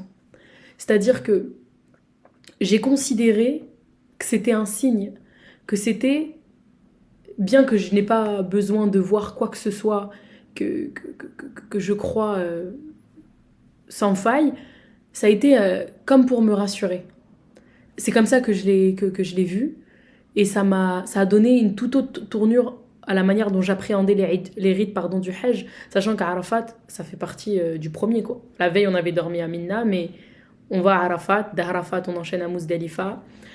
Donc là, voilà, à Arafat, ça s'est passé extrêmement bien, ça a été incroyable, ça a été, je vous ai dit, passer de les gens, certaines personnes malheureusement sont décédées dû à la chaleur, le soleil brûlant, pas d'ombre, etc. En quelques minutes, à un ciel noir et des tempêtes de vent. Le vent soufflait, le sable, les poussières qu'il y avait sur le sol s'envolaient. C'était incroyable. Ça a été le moment incroyable. Je vous mettrai la petite vidéo parce qu'elle vaut vraiment le coup d'être vue. Et quand vous la regarderez, pensez bien au fait que quelques minutes auparavant, c'était le plein soleil. Donc voilà comment j'ai vécu à Arafat. Ensuite, on est parti à Muzdalifa. Donc c'est les cars qui nous ont déposés à Muzdalifa. Spectaculaire. Toutes les personnes à qui on parle du Hajj, elles ont été marquées par Muzdalifa. J'ai été marquée par Muzdalifa, mais j'ai tellement vécu un truc intense à Arafat que c'est différent encore. Mais ouais, Muzdalifa, donc ça fait partie des rites. Le prophète était passé par là à attendre, passer la nuit avant de prendre la route pour Jamarat, où on va lapider la grande stèle pour le premier jour. Et donc c'est incroyable. On dort tous côte à côte, les riches, les pauvres, les femmes, les hommes, les grands, les petits, les arabes, les noirs, les asiatiques, tout le monde là. C'est la vraie Oumma, quoi. Pas de chichi, on veut rien savoir. Je me souviens d'ailleurs que sur le mont, donc en fait on est sur des rochers, hein, et ils nous mettent des tapis, tu sais, comme un peu les tapis perses, ils sont tout neufs d'ailleurs, ils pensent, tu prends ton tapis, tu le déroules, tu le mets, et je vous ai dit, ils nous fournissent un sac de couchage à Arafat qui nous sert du coup pour Mousdalifa. Il fait tellement chaud qu'évidemment tu ne te sers pas du sac de couchage. Et du coup, on dort, donc on est arrivé tard. Après, ce qui est compliqué là-bas, mais c'est important, pour moi ça a été important de vivre cette difficulté. Moi, madame, j'aime que les hôtels 5 étoiles, je dors dans un confort, il me faut une salle de bain propre, des draps propres et tout. En fait, il y a des stations avec toilettes, salle de bain, douche pour prendre les ablutions, pour aller aux toilettes et faire tout ce qu'il faut. Mais on est tellement, donc on est 1,8 million à ce moment-là à passer la nuit là-bas, qu'évidemment, il n'y a pas assez de toilettes. Et que si jamais tu commences à t'aventurer pour aller aux toilettes, on parle de plusieurs heures d'attente, ça vaut pas spécialement le coup. Donc à ce moment-là, nous, quand on est arrivé, il devait être peut-être 23 heures. Donc quand tu arrives à Mousdalifa, rappelez-vous, je vous ai dit à Arafat, on a prié Dor al-Asr ensemble, et donc tu pries pas le Maghrib pardon, à Arafat, tu prends le chemin de Mousdalifa, quand tu arrives à Mousdalifa, tu pries Maghrib et l'Isha ensemble. Et donc ensuite, tu passes la nuit, tu te reposes, tu te réveilles évidemment pour le Fajr, et à ce moment-là, tu prends la route. À pied, évidemment. Donc évidemment, ce que je ne vous ai pas précisé, c'est que Arafat, c'est le dernier moment où on avait des cars à disposition. Ensuite, tout le Hajj, il se fait à pied. Et ça, c'est important de le savoir parce que nous, on pensait qu'en gros, c'était une histoire de choix. Ah, moi, je vais faire le Hajj à pied, moi, je suis âgé, moi, j'ai mal là, je prendrai les cars. Mais pas du tout, en fait. À partir du moment où Arafat débute et qu'on quitte Arafat, il n'y a plus de bus, de cars, de taxi, plus rien. C'est que à pied. Et encore une fois, donc je suis piqûre de rappel, c'est pour cette raison que je vous recommande de le faire dès que vous pouvez, tant que vous avez encore la santé, la jeunesse, la force. On a vu beaucoup de gens souffrir. On a vu beaucoup de gens qui, malgré la souffrance, avaient une force incroyable. Dieu leur a facilité, certes, et voilà, c'était incroyable. On a vu beaucoup de gens aussi souffrir, malheureusement s'éteindre du fait de la difficulté, de la soif, de la chaleur. C'est des images qui sont ancrées en moi, que j'oublierai jamais, et qui font partie des choses qui m'ont changé. Voir des personnes décédées devant tes yeux, dans le sol, pour la simple raison qu'ils n'avaient pas d'eau ou qu'ils étaient épuisés. Alhamdoulilah, c'est leur réalité, c'est la réalité, et c'est difficile. C'est difficile. Donc vraiment, on fait le Hajj le plus tôt possible, tant qu'on a encore la force en nous. Donc voilà, ce que je vous disais par rapport à la difficulté de Mousdalifa, donc on a dormi, je me souviens avoir dormi entre ma belle-sœur et ma belle-mère, devant moi un monsieur et sa femme, derrière moi 4 messieurs, parce que les Turcs, en tout cas avec lesquels on est parti, les Hanafites, eux, c'est très important pour eux que les hommes et les femmes soient tout le temps séparés, sauf que du coup à Mousdalifa c'était pas possible. Moi je me rappelle, je rigolais tout le temps, je leur disais mais à quoi bon m'avoir demandé de venir avec mon mahram si je peux jamais être avec mon mahram. En fait leur problème c'était pas mon mahram, c'était que dans le bus potentiellement, si le mahram il s'assoit à côté de moi, bah les femmes qui sont derrière avec moi dans le bus, eh ben c'est pas leur mahram, tu vois. Donc effectivement ça avait du sens, mais du coup on était tout le temps séparés, sauf évidemment quand on faisait les rites, parce que je vous expliquais, nous Malikites, on a été faire les 3 jours à Mina, donc on faisait les allers-retours entre Jamarat et Mina, et évidemment dans la rue, etc. On marchait avec mon mari. À Jamarat, on allait lapider les stèles avec mon mari, etc. Les tawaf, on les faisait avec mon mari. C'est vraiment plus dans tout ce qui était, donc des cas dans les camps, forcément, femmes et hommes sont séparés, dans les tentes, dans les hôtels. Enfin, nous, même pas, on avait une chambre à 4, mais voilà, dans le transport, etc., etc. Ma foi, donc Mousdalifa, ça a été spectaculaire, pardon. Et là, le matin, en fait, quand tu te réveilles, que tu commences à prendre la route, il n'y a plus de voitures sur les routes. En fait, on prend finalement l'autoroute et on y marche à pied. Et ça a été long, hein. Ça a été au moins 2h15 pour arriver jusqu'à Jamarat. Et pourtant, en termes de kilomètres, ça n'avait pas l'air si loin que ça, mais vous imaginez près de 2 millions de personnes sur le même chemin qui prennent la même route. Ça a été incroyable. Et on marchait, jusqu'à Jamarat. Et il y avait Mamie Fatma, je pense à elle, petite dédicace pour Mamie Fatma, c'est une mamie qu'on a rencontrée là-bas. Quand on a rejoint le groupe français, elle a tout de suite été rassurée. Elle nous a demandé si elle pouvait faire les rites avec nous. On a dormi ensemble à Minna, on a tout fait ensemble. On a dormi ensemble à Mousdalifa. Elle a été géniale, une boule d'énergie, masha'Allah. C'est vraiment mamie, mais une force de malade, tu la voyais. Elle marchait, elle avait son sac à dos, elle voulait pas qu'on lui porte parce qu'elle disait que du coup son sac à dos il a protégé des bousculades derrière. On s'est pas lâché la main, elle et moi, tout du long. Et on a été donc du coup comme ça jusqu'à Jamarat. Donc quand tu quittes Muzdalifa, tu vas donc à Jamarat, là où on lapide les stèles. On lapide que la grande stèle. Donc le premier jour, ce qui représente le jour de l'Aïd, ici. Enfin, je dis ça, c'est l'Aïd aussi là-bas. Mais vous vous rendrez bien compte qu'au Hajj, il n'y a pas d'Aïd. Hein. L'Aïd, c'est après. D'abord, tu fais le Hajj et après, on mangera un bout et on fera la fête.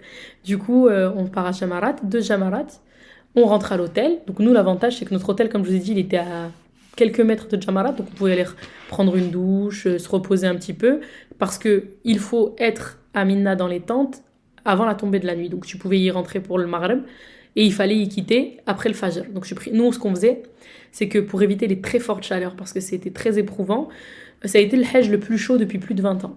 D'après les statistiques, ça faisait 20 ans qu'il n'y avait pas une chaleur comme ça durant le Hajj, d'où les milliers de personnes malheureusement décédées dans les rues, qui ont suffoqué à cause de coups de chaleur, de déshydratation, paix à leurs âmes, qu'Allah leur agrée les plus hauts degrés du paradis. Et donc, ça a été très éprouvant la chaleur. Et donc, nous, ce qu'on avait mis comme stratégie en place, bon, le soir, on n'avait pas le choix, c'était long, parce que du coup, vu qu'on a 3 jours de lapidation, quand on quittait l'hôtel, il fallait y aller après le Dohor. Et du coup, on y allait un peu avant la Asr, parce qu'on avait quand même de Jamarat. Quand on allait faire les stèles, plus rentrer en Mina, ça nous représentait à peu près 3 heures de trajet. Parce qu'à cause des embouteillages, vu qu'il y avait du monde à Jamarat, ça mettait du temps, on avait la queue, ça ralentissait, etc. sous la chaleur. Donc entre Dohor et la Asr, il fait très chaud. Mais c'est comme ça. La sunna, la sunna, et d'ailleurs même apparemment, c'est même du fer, tu peux pas aller lapider avant Dohor. Il y en a qui le faisaient, parce qu'apparemment, enfin selon les écoles qui suivaient, les cheikhs qui les accompagnaient et tout, ils disaient que c'était plus safe par rapport aux fortes chaleurs. Et donc nous, on partait de Mina, des tentes, qui étaient à peu près à 1h écart, 1h30 de notre hôtel. On partait après le Fajr, on se réveillait après le Fajr, et en fait on partait parce qu'il faisait déjà chaud, mais il faisait beaucoup moins chaud que si je partais à 10h, 11h du matin. Ça nous permettait de marcher dans de la chaleur, mais supportable. Et là, j'aimerais vous donner un conseil. Vous pourrez poser des questions à plein de personnes qui ont vécu le Hajj, en tout cas cette année par exemple. Je pense qu'on n'a pas tous le même ressenti, on n'a pas vu les choses de la même manière. Et moi je trouve ça incroyable parce que en ayant échangé avec mon amie qui a fait le Hajj cette année, on n'était pas dans la même agence. Alhamdoulilah, on a eu la chance de se croiser. Elle m'a retrouvée à Mina, à Arafat. Incroyable. On n'a pas fait le Hajj avec les mêmes agences et surtout du coup on a des personnalités différentes, on a des choses enfin des manières de voir les choses différentes, on l'appréhende pas pareil. Et ce qui est rigolo, c'est que si vous demandez à mon amie Imen c'est comment, elle va te dire mais j'ai hâte d'y retourner, je veux retourner faire un Hajj immédiatement, le plus vite possible, qu'Allah lui accorde de faire le Hajj une seconde fois, une troisième fois, Inch'Allah. Et moi si tu me demandes Sarah, je vais te dire moi ça y est, j'ai fait le Hajj une fois, bon, je me détends là déjà 3 semaines après, mais en tout cas ouais, je ressens pas le besoin de faire un second Hajj. Je ressens une envie, un manque de retourner à Mecca, de retourner à Médine, faire une Umrah, aller continuer à aller visiter le prophète sallallahu alayhi wa sallam. Mais une fois, alhamdoulilah, la manière dont j'ai vécu le Hajj, c'était spectaculaire, hein, c'était incroyable. Une fois, ça m'a suffi. En tout cas, à l'heure d'aujourd'hui, ça m'a suffi. Évidemment, ce que je dis autour de moi, je dis par contre, si mon père y est invité, ma mère y est invitée, je me ferai une joie de les y accompagner, de les assister, et puis même de refaire un Hajj du coup. Mais une fois, ça m'a suffi. Le plus difficile pour moi, pour le Hajj, alors les infrastructures, elles étaient nickel, l'organisation, je l'ai trouvée nickel, etc. Il n'y a vraiment pas de problème. Même aujourd'hui, il travaille avec des ingénieurs, on a regardé des vidéos avec mon mari, il y a très peu de bousculades. À l'époque, c'était à Jamarat, il y avait eu beaucoup de décès il y a quelques années parce qu'il y avait eu des bousculades. Vous savez, ça faisait l'entonnoir. Là, ils ont pensé le truc de manière à ce qu'en fait, ça te rallonge la distance parce que toutes les entrées ne sont pas ouvertes. Mais il y a des chemins qui servent à entrer, des chemins qui servent à sortir. Et les gens qui entrent et qui sortent ne peuvent pas se croiser. C'est impossible. C'est super bien pensé. Mais, souvenez-vous, plus tôt dans le podcast, je vous expliquais que une de mes plus grandes peurs, si ce n'est ma plus grande peur, c'est la mort. Qu'Allah m'apaise, qu'Allah fasse que cette peur s'atténue, parce que c'est un passage obligatoire, aussi bien ma mort que celle de mes proches, etc. Et Allah, il me connaît mieux que je me connais. il me connaît mieux que je me connais. C'est-à-dire que je passe mon temps à vous dire oui, je me connais, je travaille, je fais en sorte d'apprendre à me connaître, apprendre à connaître mes limites, apprendre à me connaître. Mais Allah, il m'a créé, il me connaît mieux que je me connais. Et donc du coup, qu'est-ce qu'il a fait? Il m'a confronté à la mort. Il m'a confronté à des gens morts par terre sur le sol. Il m'a confronté à des gens qui agonisaient. Il m'a confronté à des gens en train de mourir, qu'on a essayé de sauver par les massages cardiaques, etc. Et qui sont, Allahu alam, mais apparemment probablement morts quand même. Moi, la manière dont je vois le truc, c'est quoi? Dont j'ai compris le truc, et je le sais, nous ne sommes maîtres de rien. Je ne décide de rien. La créature ne décide de rien. Allah, il donne la vie, il reprend la vie. Et lui, il sait, mieux que nous tous. On peut ressentir des émotions, on peut ressentir de la tristesse, de la peur, du manque. C'est comme ça. Et ça a été très difficile pour moi, notamment donc le premier jour de Jamarat, c'est donc le jour où la météo à l'ombre, à l'ombre, oui, elle a enregistré 51,8 degrés. Et autant nous, notre hôtel, il était bien placé. Ça, ce jour-là, on avait fait peut-être... Alors moi, du coup, je vous ai dit, j'étais indisposée, j'ai pas pu aller faire le tawaf avec eux. Donc pour mon mari, ma belle-mère et ma belle-sœur, ça représentait à peu près 35 km à pied sous le cagnard. Moi, il faut m'enlever une dizaine de kilomètres, peut-être, un peu moins de 10 km. Donc voilà, j'ai peut-être fait 25 km ce jour-là. C'était éprouvant. On avait nos gourdes, on avait de l'eau, on avait à manger. On avait un chapeau anti-UV, et voilà. Et il y en a qui n'avaient rien de tout ça. Déjà, les hommes en état d'ihram, ils n'ont pas le droit de couvrir leur tête. Donc déjà, ça leur rajoute une difficulté, alhamdoulilah. Il y en a qui n'avaient rien de tout ça. Vous avez dû entendre parler que malheureusement, il y a eu des couacs avec certaines agences, des personnes qui ont mené des gens au Hajj, mais qui n'avaient pas de visa Hajj. Donc du coup, ces personnes-là n'avaient pas accès à des hôtels, des infrastructures, etc. Ils passaient tout le temps dans la rue, finalement. Et pourtant, il y a des points d'eau tout le temps, il y a des espèces de petites fontaines où on peut aller boire de l'eau, il y a des camions réfrigérés qui sortaient des packs d'eau frais et tout et tout. Malgré ça, il y a des manquements. Il y en a, ils voient pas les bouteilles d'eau, ils ont pas de bouteilles d'eau, il y en a, ils écoutent pas leur corps, ils avancent jusqu'à... Et je revois une scène où donc je descends de mon hôtel le premier jour pour aller chercher à manger à mon mari, ma belle-mère et ma belle-sœur qui, eux, ont été tout enchaînés, donc ils ont fait le tawaf le premier jour. Je me dis, il faut qu'ils mangent un petit peu. Et là, je suis confrontée à des gens décédés sur le sol. Des gens qui n'ont pas l'air hyper âgés, des gens décédés, et je m'en rends compte comment? Parce que quand je vois les gens qui sont pas bien, une personne qui vomit et tout, je vois un camion avec des bouteilles d'eau, je m'empresse d'aller voir le frère qui me tend un pack, vous savez les grands packs où il y a 20-25 bouteilles, et je dirais que je réfléchis pas, je veux distribuer de l'eau, et je l'oublierai jamais. Une sœur, elle m'enlève ma main, j'essaye de faire boire une dalle, mais elle me dit « Inna lillah wa inna ila raji'un ». Je comprends. Je comprends. Je tourne ma tête, je suis accroupie, elle me montre une autre dame qui est recouverte avec son foulard, qui était décédée. J'avance un petit peu, une autre dame qui était en train d'agoniser. Alors je vous dis pas du tout ça pour vous dire le hajj, ça c'est pas... à cause du hajj en soi. La chaleur, d'ailleurs, c'est une piqûre de rappel pour chacun d'entre nous, s'il vous plaît. Restons hydratés, on évite de se mettre en danger face au soleil. Bon, là, effectivement, on n'avait pas le choix. Les trajets, c'était comme ça. Pour aller de Jamarat à un point A à un point B, il fallait passer dehors. Et pour aller au haram, pour faire le tawaf, il fallait encore aller plus loin.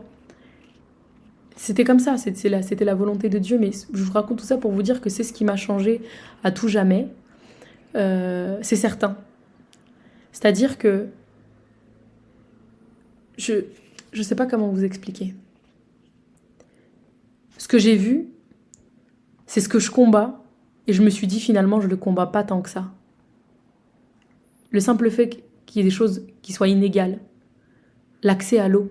Et là on parle d'un pays archi-développé, le problème c'est pas de l'eau, il y en avait, il en manquait pas de l'eau. Mais on n'en a pas tous bu. On n'en a pas tous bu assez. Et dès lors où j'ai vu cette scène, donc on est sur le premier jour de Jamarat, le premier jour de rite, le premier jour de l'Aïd pour vous, enfin pour nous tous, mais en tout cas nous pour vous situer par rapport à nos rites, mon hajj il a pris un autre tournant. Et subhanallah, quelques jours auparavant, quand on se motivait beaucoup avec ma belle-sœur, ma belle-mère, on se donnait des conseils pour avoir le meilleur comportement possible, pour être les plus patients possibles, etc. Quelques jours auparavant, je leur ai dit, gardez juste en tête quelque chose. Il n'y a pas de hajj si on est individuel. On va aider son prochain dans la rue. On va sourire à notre voisin. Tu vois, c'est obligé, c'est tous ensemble. En fait, il n'y a pas d'intérêt de se focaliser. Ok, elle est un peu stressée, bon, on va la rassurer, c'est pas grave si elle est stressée. Et c'est vrai que selon les personnalités de tout à chacun, on n'a pas... Moi, sans vouloir me vanter, c'est pas difficile pour moi. Je suis toujours tirée vers les autres. Je régénère mon énergie chez les autres, je passe beaucoup... Enfin, mon temps est plus agréable avec les autres.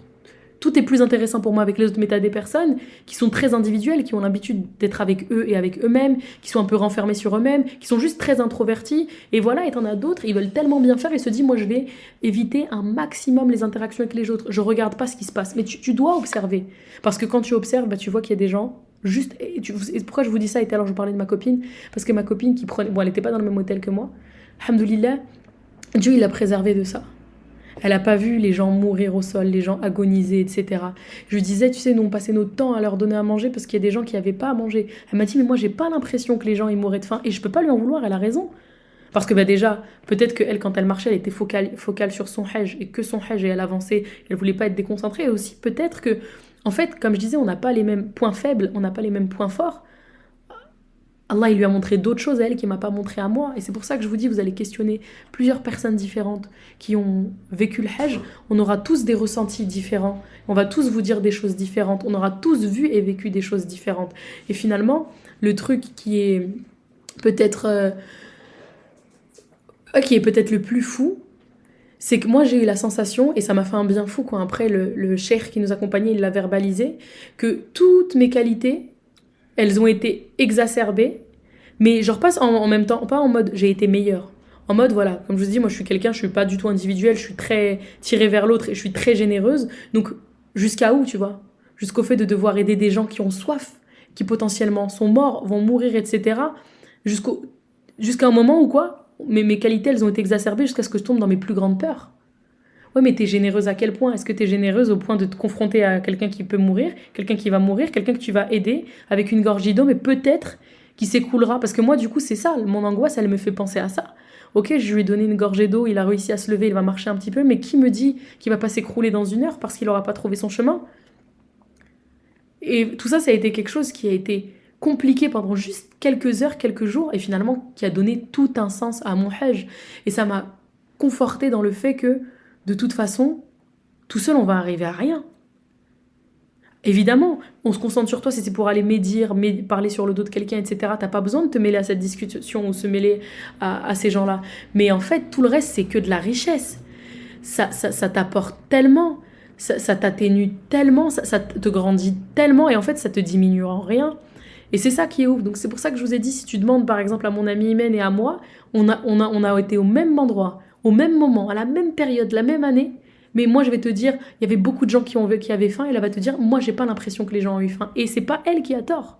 Encore une fois, Allah, il nous a pas montré la même chose parce qu'on n'avait pas besoin de travailler sur la même chose, on n'avait pas besoin de méditer sur la même chose. À l'inverse, pour celles qui me connaissent un petit peu, ceux qui me connaissent un peu et ceux qui ne me connaissent pas et qui apprennent à me connaître, je suis quelqu'un de très impulsive et d'impatiente. Mais impatiente, attention, je suis pas impatiente sur les mêmes choses. Par exemple, que Dieu m'améliore, je suis impatiente par rapport à mes enfants. Les nuits courtes, la maison que tu ranges qui se dérange, les crises des enfants, etc. Je vais perdre plus vite patience avec mes enfants qu'avec un inconnu. C'est très grave et je l'assume. Et l'autre truc qui est insupportable pour moi, c'est tout ce qui relève du champ lexical de l'injustice. J'ai envie de me mêler de tout, de défendre toutes les personnes que je considère faibles, opprimées, etc. Et là-bas, non. J'ai fait un travail sur moi où moi-même je me suis pas reconnue. Et effectivement, et tu peux vriller à un moment donné, tu sens que tu vas dire un truc, tu vas faire un truc, et voilà, tu fais du dhikr, tu réfléchis, tu sais pourquoi tu es là en fait. Tu sais pas si tu vas avoir la chance de revenir, donc il faut que tu fasses de ton mieux. Et effectivement, c'est quelque chose qui a été incroyable. Comme ce que je vous disais tout à l'heure sur le fait qu'on se soit senti facilité sur les trajets, moi par rapport aux effets secondaires de mon médicament sur les saignements, comment à chaque fois que je demandais, ça s'arrêtait le temps d'une umrah, le temps d'une prière et ça reprenait quand après. Toutes ces choses-là, c'est des choses, en fait, il n'y a pas d'autre explication que j'ai demandé et on m'a exaucé. Et effectivement, j'étais au Hajj, mais je constate ces mêmes choses ici à Paris. Et ça, c'est quelque chose qui a été incroyable. Et donc, pour tout ce que je viens vous dire là sur les dernières minutes, je répète encore l'importance, s'il vous plaît, d'essayer d'y aller le plus jeune possible. Tout à l'heure, j'ai été évasif dans l'introduction quand je vous parlais du fait qu'il ne faut pas parler d'argent. Mais moi, j'y crois de plus en plus. Quand je vous dis il ne faut pas parler d'argent, je vous ai donné l'exemple des championnes de 21 ans qui sont étudiants, qui ont pris un job étudiant pour payer le Hajj. Il y a des difficultés. Mais n'oubliez pas que l'invitation, le cachet, là, le visa, vas-y, il y a écrit Nousouk, mais c'est pas Nousouk. Si Allah il a décidé que vous êtes son invité pour le Hajj prochain, vous serez son invité pour le Hajj prochain. Une opportunité va s'ouvrir à vous, vous n'allez pas comprendre. Peut-être que vous postulez depuis des mois pour un taf, il n'y a rien. Subhanallah, dans 2 mois, vous avez mis l'intention d'aller au Hajj, vous allez être pris, le salaire il va suivre, vous allez réussir à mettre de côté, c'est fini, c'est réglé. Tu sais pas, c'est vraiment pour moi pas une histoire de moyens, l'envie d'y aller. Par contre, maintenant, le confort dans lequel vous allez être là-bas, effectivement, c'est une histoire de moyens. C'est là où je dis, on n'est pas tous égaux. Même en payant exactement les mêmes sommes, on tombe pas dans la même chose. Et c'est pour ça que je dis et je répète, on est riche. On est riche, vous connaissez pas mon salaire, je connais pas votre salaire, mais je peux vous dire qu'on est riche. Parce que quand tu te déplaces dans d'autres tentes, moi le seul exemple qu'on m'a donné, parce qu'il y a une mamie qui a pu entrer dans une tente d'un autre pays, parce que c'est classé par pays, il me semble que c'était les tentes des Maliens, ils étaient dans les tentes à 100 mètres de notre quartier et c'était pas les mêmes tentes. Là où nous, on avait de la nourriture à profusion, en illimité, un bar à glace, une machine pour faire, de l'eau chaude pour faire du café, des pots de noodles pour manger des noodles, des repas servis le matin, le midi, le soir si on restait dans les tentes, etc. Des fruits, des frigos avec des boissons, des sodas, des jus de fruits, tout ça à volonté, je répète, et des clims trop froides. On est toutes tombées malades parce que la clim était trop froide. Vous imaginez, on a réussi à se plaindre, il faisait 52 degrés dehors, on avait trop froid. Quand dans les tentes là, il y avait les tapis au sol, des ventilateurs, c'est tout. Et on est les tentes qui sont à 100 mètres. C'est pour ça qu'en fait, tu peux pas partir au Hajj et te concentrer sur toi. Parce que si tu te concentres que sur toi, tu loupes tout ce qui se passe à côté. Et je me demande comment t'évolues après. Comment est-ce que tu rentres et tu te dis, je vais changer ma manière de consommer. Je vais changer ma manière d'interagir avec les autres. Je vais changer ma manière d'être focalisée sur moi-même pour plus peut-être juste voir comment ça va mes voisins. C'est un truc tout bête. Depuis que je suis rentrée, j'ai envie d'aller toquer chez mes voisins, mais j'ai peur qu'ils me prennent pour une folle. J'ai envie d'aller toquer pour savoir s'ils vont bien, s'ils manquent de rien. J'ai pu en croiser, j'ai offert de l'eau de Zemzem à une de mes voisines, mais j'ai envie d'aller voir comment ils vont bien, les inviter chez moi pour qu'ils mangent chez moi, alors que j'ai pas de relation particulière avec mes voisins, mais j'ai envie d'en avoir. Et parce que c'est un truc qu'on disait déjà dans un autre podcast, avec lequel on peut faire le parallèle, on sait pas comment vont les gens, on sait pas ce qu'ils ont, on sait pas s'ils sont malades, on sait pas s'ils sont heureux, on sait pas s'ils sont tristes, on n'a pas de devoir sur leur bonheur, on les connaît pas. Mais on a un devoir envers son voisin, c'est indéniable. Et c'est vrai que très souvent, on veut aller voir très loin ce qui se passe, alors que de l'autre côté de la porte, il y a des gens peut-être qui ont besoin d'un sourire, d'une discussion, d'échanger un plat, de l'aide. Peut-être que tu te rends compte que elle me l'a déjà proposé, ma voisine, j'ai trouvé ça très sympa. Si j'avais besoin d'aide pour déposer ma fille à l'école le matin, pour pas que j'ai à descendre le bébé quand elle était plus petite. C'est des choses comme ça, elles sont insignifiantes, mais c'est super sympa. Et en fait, finalement, c'est ça où j'ai ressenti de la baraka que j'avais pas ressenti autrement dans ma vie. Et ce que je vous disais tout à l'heure, le parallèle avec ce qu'il avait dit le cheikh, c'est que donc on faisait des réunions avec le cheikh quand on a rejoint les groupes français, faut nous suivre, on était avec des Allemands, on est passé avec les Anglais américains, puis on a retrouvé des Français, tout ça toujours chez les Turcs, Hissar. Et le cheikh, il expliquait en gros que l'objectif, c'est qu'on ait un hajj accepté, mais moi c'était ça qui était difficile pour moi, je me suis dit on va me donner un cachet, il va y avoir un truc, on va me dire ça y est, ton hajj il est accepté. Et en fait, on le saura jamais. Enfin, on le saura plus tard, parce que la personne qui fait le hajj, pour lui, il n'y a pas d'autre issue que le paradis. C'est le prophète sallallahu alayhi wa sallam qui a dit ça. Évidemment, à condition d'avoir un hajj accepté. Et là, il avait donné des pistes, et donc j'ai été chercher aussi dans ce sens-là. On te donne des signes. On te dit les signes que ton hajj il a été accepté. Quand tu retournes à ta vie normale, tes qualités, elles sont augmentées. Tes défauts, ils sont diminués. Tu t'éloignes de certains péchés que tu avais l'habitude de faire, même minimes peut-être. Moi, je vais vous dire une bêtise, je sais pas, tic-tac, boum, qu'est-ce qui est un péché Franchement, j'ai pas d'idée là. Il y en a plein des péchés qu'on fait tous les jours, mais voilà, un péché que tu avais l'habitude de faire, que tu avais presque normalisé, tu commences à t'éloigner. T'es plus assidu dans tes prières, t'essayes de prier le plus à l'heure possible, des choses comme ça. Et il disait un truc tout bête, et ça m'avait marqué, je me suis dit, waouh, il a dit ton comportement avec les gens. Tu pourras pas t'empêcher de croiser quelqu'un sans lui dire salam alaikum ou répondre à son salam. Tu pourras pas t'empêcher de croiser quelqu'un qui a besoin d'aide sans l'aider. Et quand il avait dit ça, je me suis dit, mais c'est des trucs bêtes auxquels on devrait se pousser les uns les autres, enfin on devrait se pousser les uns les autres à faire ça. Et ça pourrait, alors c'est des signes, hein, ça veut pas dire que le hajj il a été accepté, mais ce sont des signes qui font que potentiellement le hajj il a été accepté. À l'inverse, il expliquait que si tu retournais, t'avais fini le hajj et tu retournais dans ta vie, et que voilà, tu retournais dans tes anciens travers, tu faisais traîner la prière, tu multipliais les péchés, même les petits péchés, etc. Que tes défauts ils étaient exacerbés, et que tes qualités au contraire, bah, il y en avait plus trop, ou en tout cas on les voyait pas tellement tes défauts ils étaient importants, là c'était pas trop bon signe. Et voilà. Et en fait, ce qui est dingue, je vous jure, hein, c'est que j'ai jamais, je le répète encore une fois, hein, j'ai pas honte de le dire, je me sens pas de refaire un deuxième hajj. Alors, même pas pour le fait que ça m'ait éprouvé physiquement, je suis extrêmement reconnaissante qu'Allah m'ait donné des qualités de sportive, que je sois sportive, parce que j'ai pas ressenti moi de douleur physique, j'ai pas de courbature, même quand je marchais beaucoup, etc. En plus, j'avais fait une prépa physique avec un coach juste avant, donc alhamdoulilah, j'étais prête à ce niveau-là. On est éprouvé par rapport au sommeil. Et comme je vous disais tout à l'heure, genre, je suis pas patiente avec le sommeil de mes filles. Et pourtant, je me sentais moins fatiguée en dormant parfois 2 heures parce qu'on avait envie d'aller au haram à 1 heure du matin. Alors qu'on avait pris l'Aïcha et on avait dormi pas longtemps avant. Mais c'était étrange. On mangeait très peu. On mangeait bien, on mangeait à notre faim. Mais voilà, on prenait un petit déj le matin en général. Et on mangeait le dîner après à l'hôtel. Parce qu'on était occupés, on était dans des déplacements et qu'on n'était pas là pour ça. Et en fait, tu te rends compte que tout ça, c'est possible. Et que tout ce qu'on fait ici dans l'excès, et je vous dis un truc, en parlant, je réalise, depuis que je suis rentrée, je mange pas de fou. Moi qui suis super gourmande, je saute v'là les repas et je suis même pas affamée. Je vais prendre un petit déj, là je vais dîner dans pas longtemps, et ça va en fait. Et c'est ok. Parce que en fait, tu te rends compte que t'as pas besoin de plus. C'était un voyage qui a été incroyable. Et je suis vraiment reconnaissante et très très contente d'avoir écouté encore une fois celui qui me conseille le mieux dans ma vie, mon époux, quand il m'a dit ouais, en gros c'est maintenant, c'est ça où on voyage plus finalement. Il me connaît, il sait que c'est des ultimatums qui fonctionnent bien sur moi. Et je suis tellement contente et on rentre et on est éprouvé. On est en train de vivre des épreuves personnelles et tout qui nous sont propres. Et ça aussi, je viens d'apprendre que c'est bon signe, que quand tu rentres du Hajj, si tu es éprouvé, il y a des épreuves qui t'attendent, que ce soit la maladie, la pauvreté, de la famine, des choses comme ça, etc., etc. Ça aussi, c'est bon signe. Parce qu'Allah, il est en train de tester, de vérifier comment tu... Genre, est-ce que tu as compris ?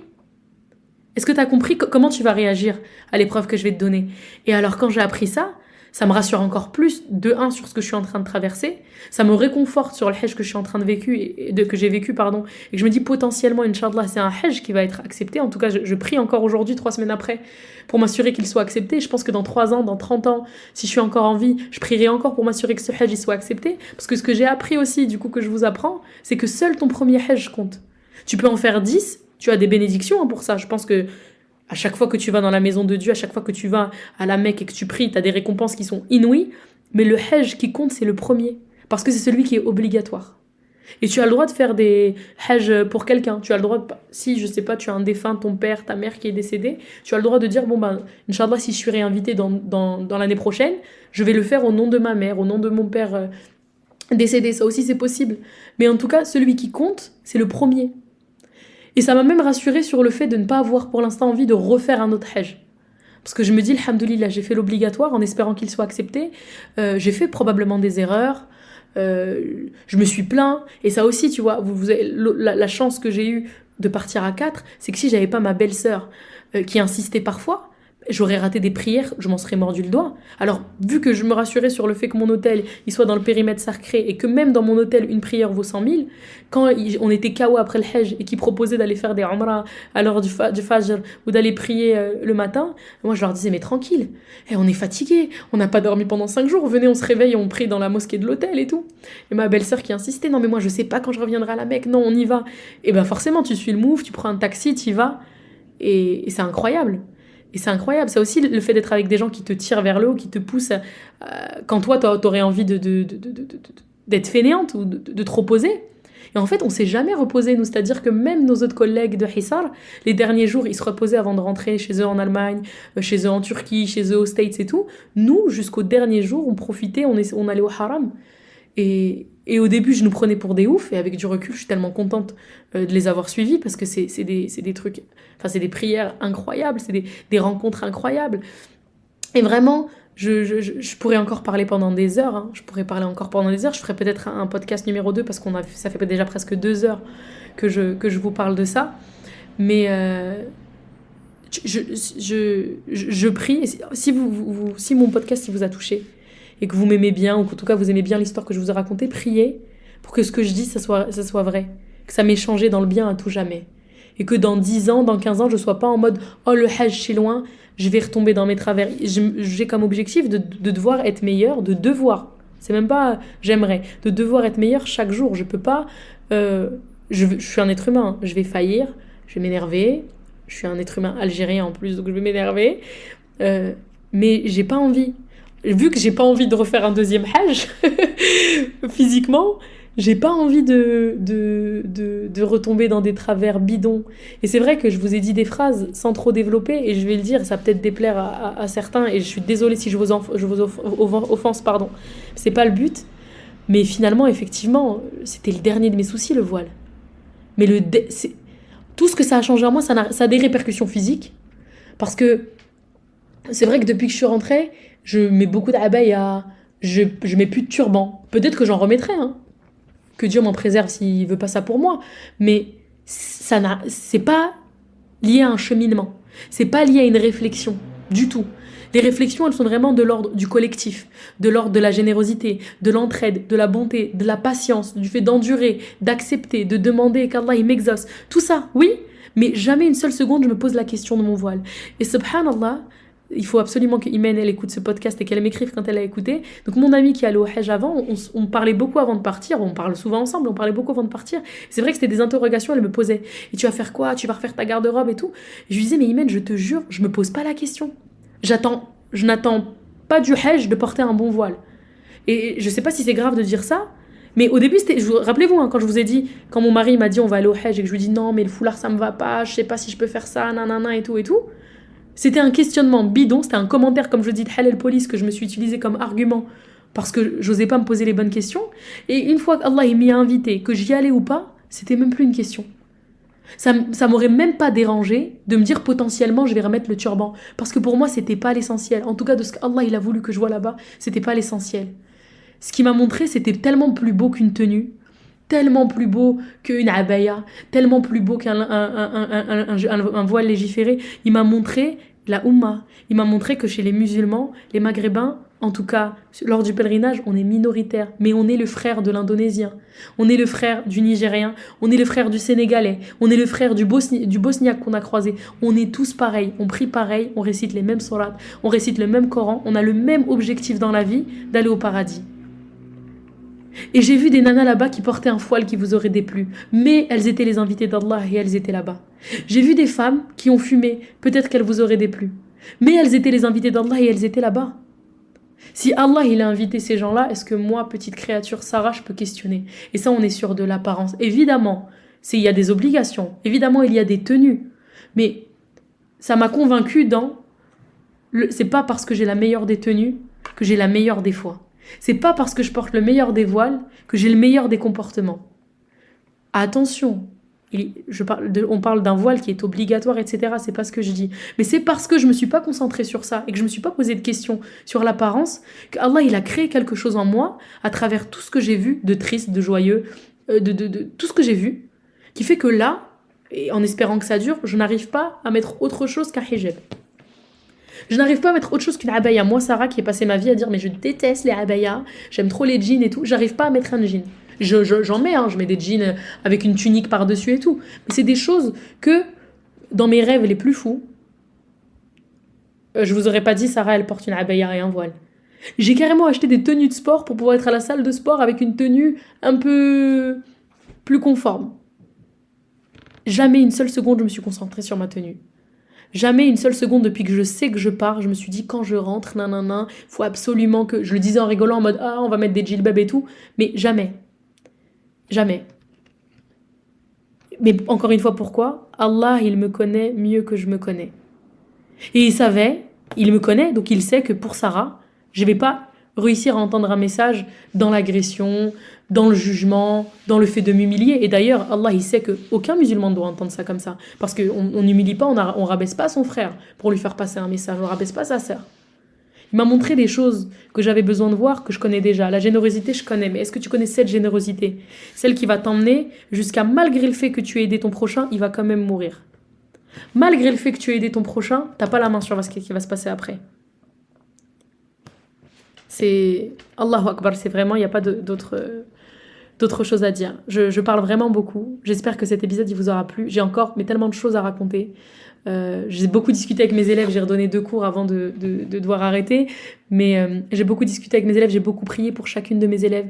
Chaque centime que j'ai gagné, vraiment, j'ai prié pour que chaque centime que j'ai gagné qui m'ont permis d'aller au Hajj, à travers les collaborations, à travers les cours de boxe, à travers toutes les casquettes que j'ai et tout le travail que j'essaye de faire le plus licitement possible, que chaque personne qui m'a rémunéré pour ça, elle ait une part de récompense dans le Hajj que j'ai accompli. Et j'ai envie de le dire aussi dans le podcast, que vous sachiez que c'est très sincère.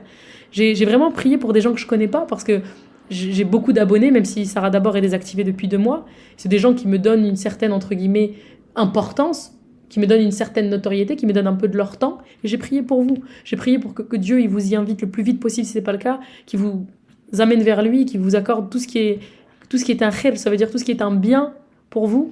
Et je le répète encore ici, ça a été compliqué, le retour. Effectivement, c'est quelque chose que tout le monde me disait, tu verras, quand tu vas rentrer, tu vas être déprimé.